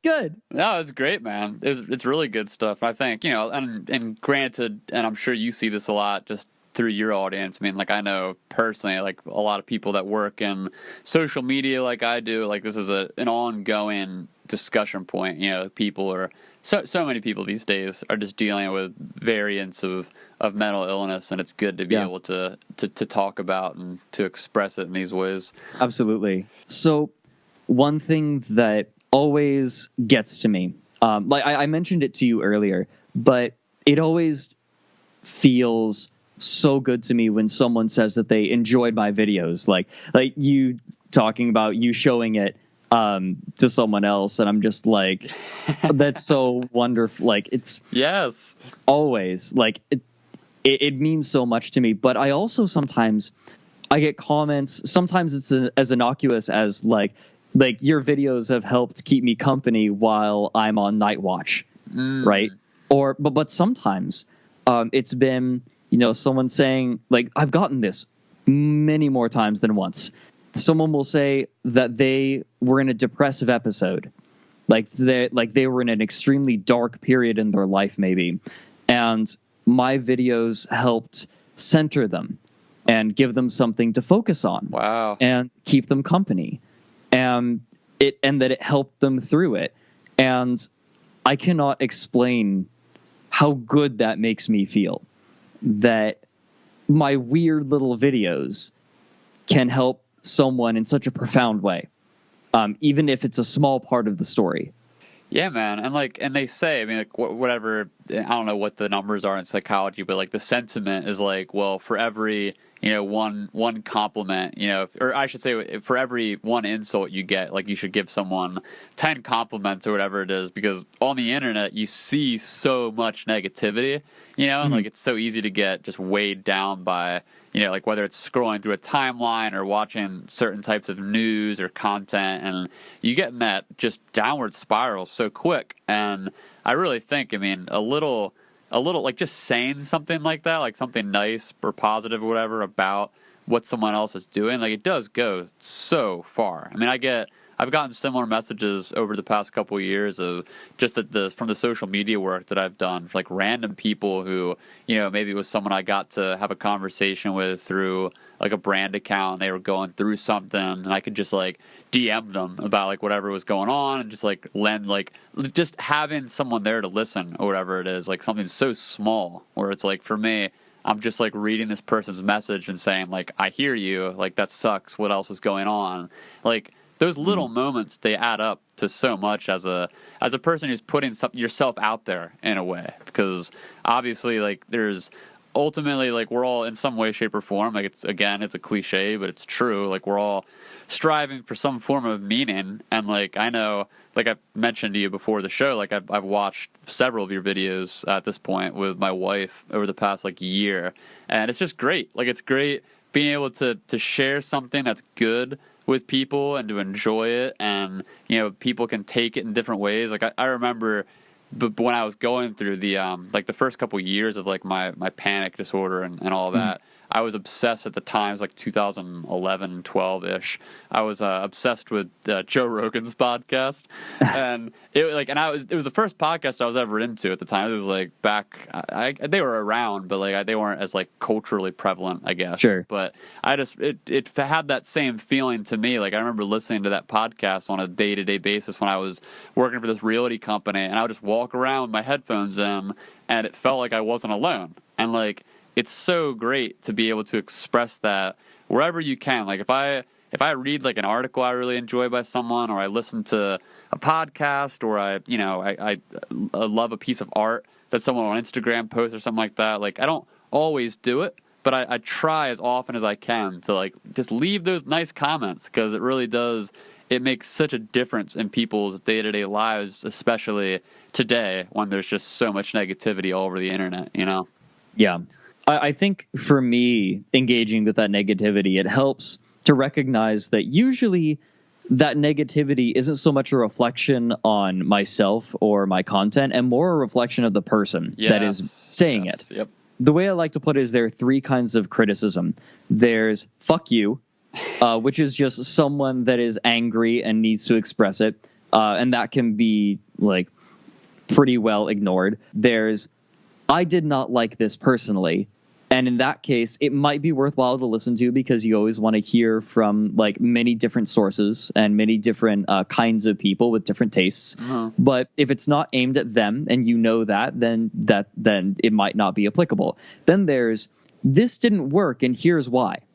Or like this in particular did not work in the structure of, you know, the content. And it's like, that's the actual kind of useful criticism. That's the juice. So, and though they might be combined sometimes, like sometimes you'll get structurally, this choice really was detrimental to the video as a whole. Go fuck yourself. Yes. And at that point, what you do is you break it down. You take the first part, you ignore the second part. Yep. But that's just sort of my approach. And when I started to realize that people being angry online is more a reflection of themselves than the content, typically, then it started getting easier to deal with. Maybe you'll speak to this in a similar way. Like for me, it started to just really make me feel radical empathy for people that are coming from a lot of those situations. Because it gets to the point where, and you as a successful content creator, and like I'm just personally in a very privileged point in my life, like I feel pretty good about where I'm at. And it's like, for people like us who are in a situation where, you know, for what it's worth, obviously everybody, it's all relative, everybody has problems and all that, but like, granted that like on the Maslow's hierarchy of needs, like we're doing okay. We're pretty high up there. Yeah. Like we're doing pretty good. So like for people like us to be able to take a step back and to acknowledge the point where, like, when you see a certain troll or a certain level of viciousness from someone online, to know that, you know, for someone to muster up that type of negative energy, it's almost, not in every case, but it's almost guaranteed that that person is not in a great spot in their life, whether it's, you know, economically or mentally or where does someone have to be in their life to make this sort of comment and use the hard R so flippantly? Yeah, it just, you know, it makes it, after a certain point, you know, you read so many comments and you just start to think about it, and it's like, I similarly to you, I try to take it in stride. Like I've had many of those comments where people essentially say fuck you, and then they offer some type of criticism, and like I try to parse it out where I can and seek to improve where I should be improving. But yeah, to a certain point, like, you can only do so much, and you can only understand so far. Because like for people that are in those situations, it's almost like the analogy or the metaphor of a cat who's stranded on like a rock in the middle of a river, and like someone's going out to save the cat, and like the only way to save the cat, like, you're gonna get scratched to hell because the cat doesn't want to be saved, and it doesn't know it needs to be saved and all that. So like, even if you're trying to be this like nice, like holier than thou, like philanthropic person, and be better than it, and be like, I'm going to ignore this person that just said fuck you, and I'm going to be nice and be like, thank you for the criticism. Like, in a lot of cases, that doesn't do anything anyway. So it's like, you have to know each comment by comment, and like, or a comment by comment basis, and really just take it in stride. Yeah. Well, I mean, it kind of goes back to what I was saying earlier, how I think this was actually before the podcast, but I will say it.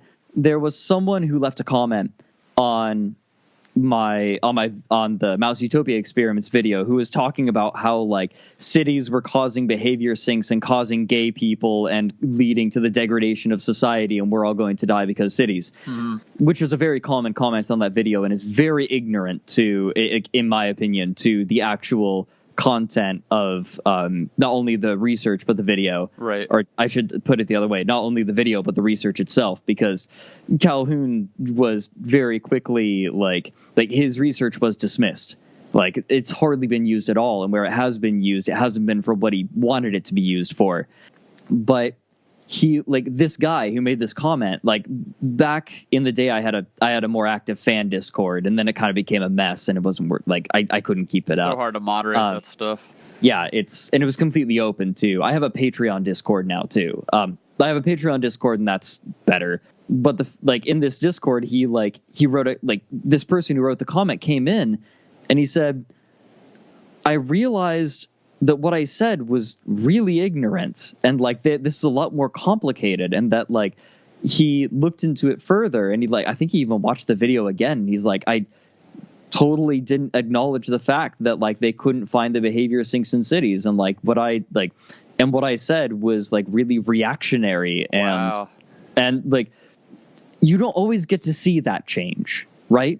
And like, I can try to encourage people to think more critically as best I can. God knows that I really try without trying to shove my beliefs down people's throats. The fact that like one of the most common searches on Google next to my name is politics kind of shows that. Like, it's Fredrik Knudsen, then the autofill includes politics. People want to know. But they don't like. I don't let them know because I want them to know for themselves. Like I want them to think for themselves. But the fact that someone can, like the fact that I can encourage that kind of engagement, that people consider, like they react one way, then start thinking about it another way. The fact that I'm creating something that can get people to think that way, even if it's just a small cadre of people, like that makes it worthwhile to me. That I can stimulate people to consider things on a deeper level than they otherwise would have, and in doing so, perform a level, perform self-examination that they had not performed before. And it's a beautiful thing, man. That's like, I think, not enough creators in general, or not only do they not address it, but they don't even think about it in terms of like that being a issue worth addressing from like their own capabilities, I guess I should say. I'm sure creators see it. Like they see comments and they see like, oh, this is what these people think about this video, but it's a lot more rare, I would imagine, that there's like that intentional thought process to make any kind of shift in like how people are thinking. And like the fact that your content is already doing that on its own is just, it's very telling, I think. That, and again, we talked about this before we started recording, just this idea that what you're doing is more so inspiring curiosity from people rather than you just like lecturing and pontificating at them to tell them what to think. Yeah, well, I mean, like, who the hell wants to hear my opinion? Nobody gives a shit, and that's okay. Oh yeah. Like it's way more interesting to guide people into forming their own opinion based on like a relevant amount of information. The reason, like, I think one of my big motivational factors for like continuing the series is I remember the summer that I discovered the Quickie, and I was pouring through it and learning about Chris Chan, and I was transfixed.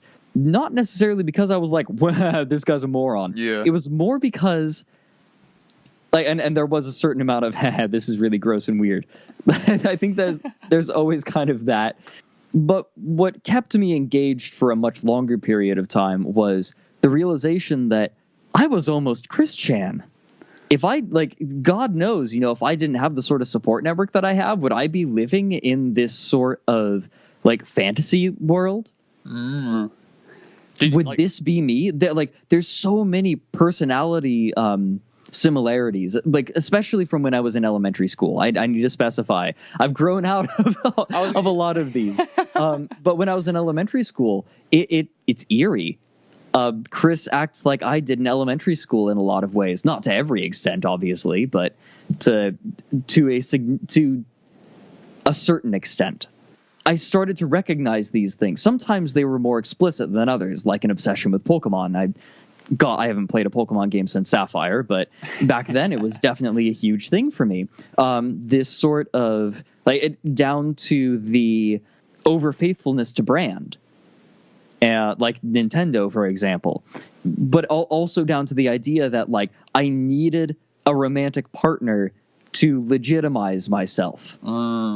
Like, that was a huge thing, something that I have grown out of, thank God.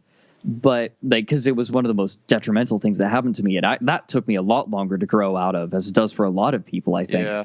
But I saw, like, it's these parts of myself that I saw in Chris, and it was such a powerful experience for me that I started to reflect on myself in ways that I never had done so before.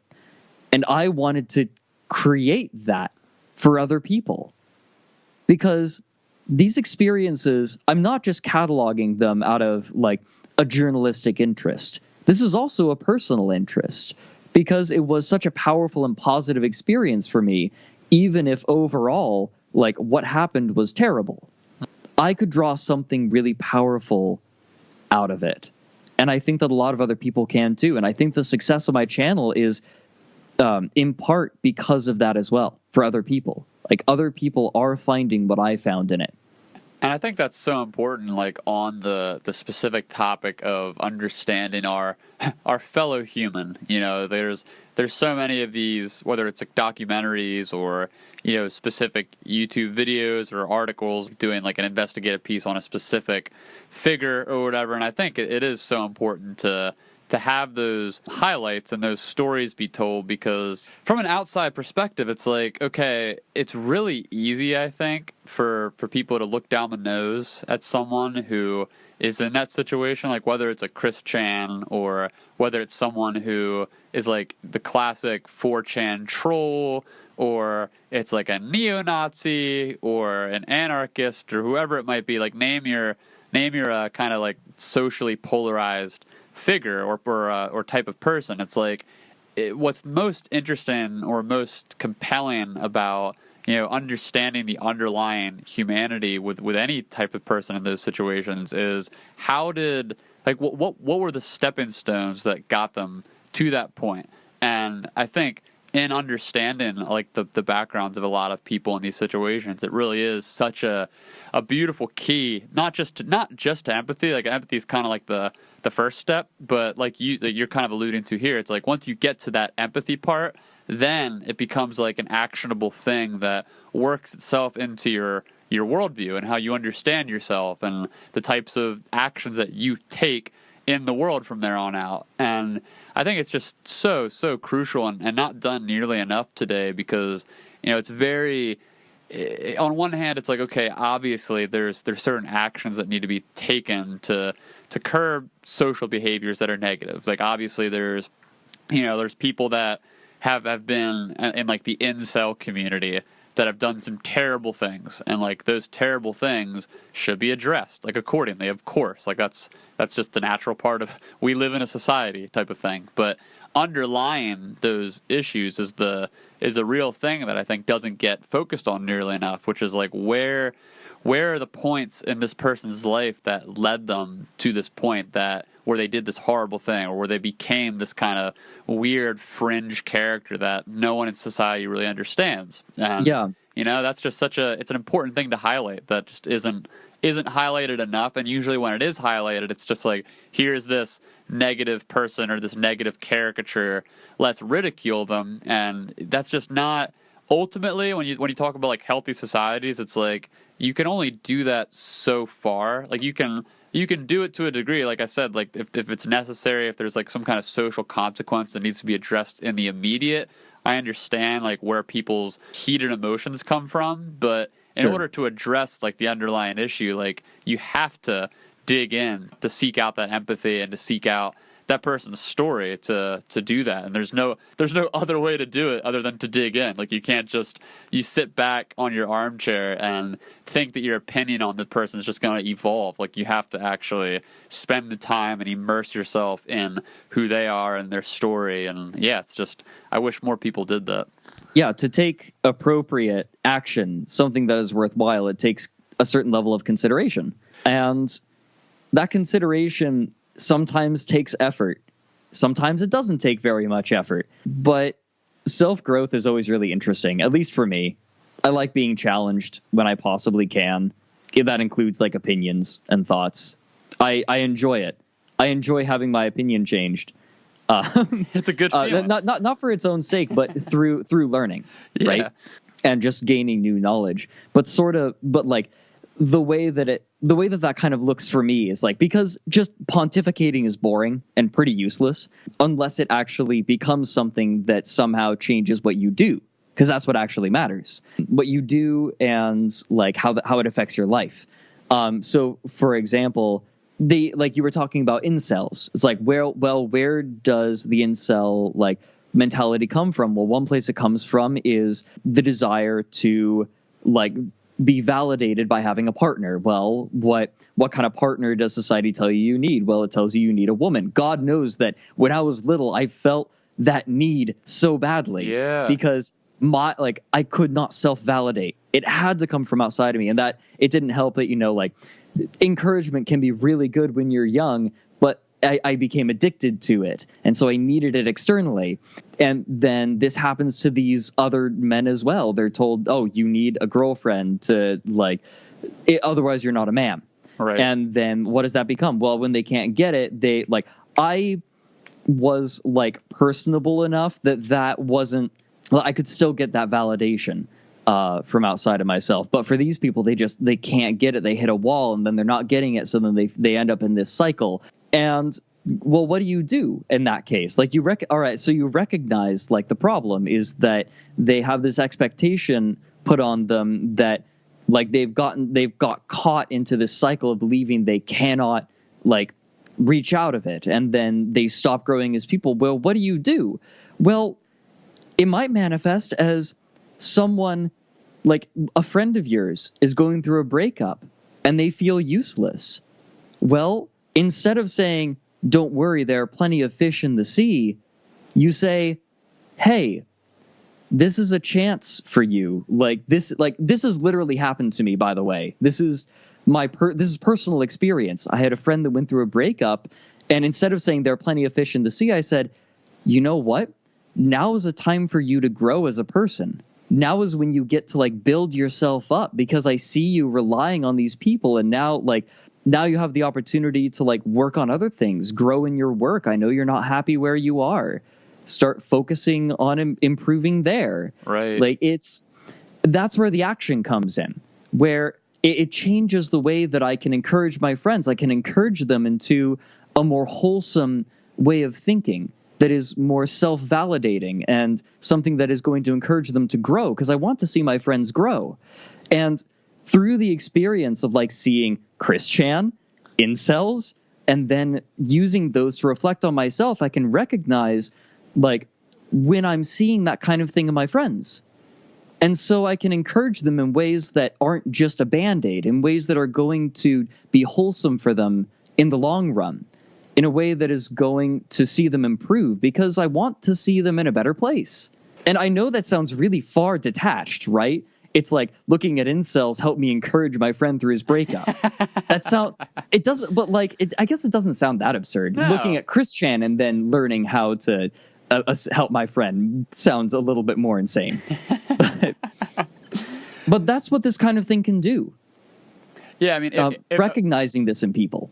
And if there is any value in pontificating, that's where it comes from. It comes from being able to share those experiences and those thoughts, and then hopefully it projects ideas onto the people listening or absorbing them who need to hear it, and they can be like, maybe it's a kick in the butt, or maybe it's just like this moment of realization, or a moment of feeling like they're not alone, or whatever it might be. And, you know, that's the hope in sharing this type of information, because on a person to person basis, like you and I, like we could just ping pong back and forth a bunch of ideas, and it could just go nowhere in terms of, like, maybe we're not, like, experts in a given field or whatever, but when it's mental masturbation. Exactly. Yeah, exactly. But when you speak from experience like that, when you speak from, like, this is what I was going through, this is in terms of, like, you know, my own personal growth, this is how I got over these hurdles, that's the type of, just going back to this whole concept of narrative building like you do in your videos, like, that's how you create a narrative that provides hope for people in those otherwise hopeless circumstances where they feel like they're just trapped in a revolving door, whether it's because they're not attractive, or they don't have friends, or they're in, like, a really crappy socioeconomic circumstance. It's like, it's so easy for so many people in the world to just get completely demolished and disheartened by life circumstances. And this is why, in my opinion, it comes back to the whole concept of how important it is to have, like, responsible platforming, because we know that the world is a tough place, and we know that people are coming to the internet, whether it's they're following people on Twitter, they're following people on Instagram, YouTube, whatever. They're looking for validation, they're looking for help, they're looking for whatever it is. Like, maybe it's just meaning. Like, maybe it's literally just, I want meaning in my life, and watching this style of video or hearing this type of person talk to me gives me meaning, and it helps me get through my day. And you know, that's where I think this, like, type of conversation can be beneficial socially for people that are in need, because it really is such, like, it's an ongoing problem, and it's not really being addressed on, like, the political level or, like, the education system level. So, like, that's why you got people flocking to the internet to be like, Logan Paul, tell me what to do. And, like, that's why it matters, like, how you present yourself and the type of content you regulate. I think that if we don't have a duty, we at the very least have an opportunity. Right. I think that's a good that's a nice way to tie it up. That was a nice little bow, I think. I think that good was job, great, Fred. man. Good job, Fred. Beautiful, man. You killed it. You killed it right there. Yeah, me do word good. Dude, holy crap! I just looked at the time. It's been a good conversation. I really appreciate you cutting out all this time to do this. It's been very insightful for me, and like I hope for anyone who's a fan of your channel, I hope it gives like a cool window just to like into your process and your background and all that. So like before we like jump off or anything, like do you have anything coming up out? I mean, obviously you're generating content, but like do you see your channel or just like your general online presence evolving into anything new in like the near future, or are you just kind of sticking with this rhythm that you've got going on with your like documentary investigative style stuff? My goal for my YouTube channel was get it to the point where you can live off of it, and I'm there. Yes. But it takes all of my time. So like, but I'm really happy with it, right? I have complete creative control. Like this is my thing. It's like, yeah, it's slow going, but I'm okay with that. I enjoy every part of the process. I, at the very least, have not experienced even an inkling of the ennui that would push me into wanting to drastically branch out. What I'm more interested in doing is refining down the rabbit hole as it is now. That's great, man. It's awesome that you continue with that just like self-reflective and improving attitude to really just like give people this product, especially like now that you are in that position, which is super just it's such a cool place to be, that you're as a creator, that you're self-sustained through like your supporter base and your Patreon community and all that. I mean, like what a cool opportunity to have, and like to be thinking still, to have that mindset still of just like I want to keep improving. It is so important. So it's really great to see what you're going to come to do. I hope that I can keep it up. I'm going to do my best. New video coming out later this month. Here we go, baby. Oh shit. Yeah. It's going back to my roots and doing another fallen YouTuber. Amazing. Who has been less interesting but profoundly depressing. But that's like the beautiful thing about what you do, is it almost, I can't imagine you ever reaching a point where like you don't have a topic to cover, because like there's so many things. Yeah, well, I mean, like that's the beauty of my channel, right? Is the definition for what constitutes a good topic for Down the Rabbit Hole is, while demanding, still wide enough that I have a plethora of topics that I could cover. It's great. It's a beautiful thing. I'm very happy. Well, like before we jump off here, then I know I already said that, but do you have like any, besides like your Patreon? I know obviously it's a YouTube channel and all that, but do you have any specific other place you want to send people or connect people here?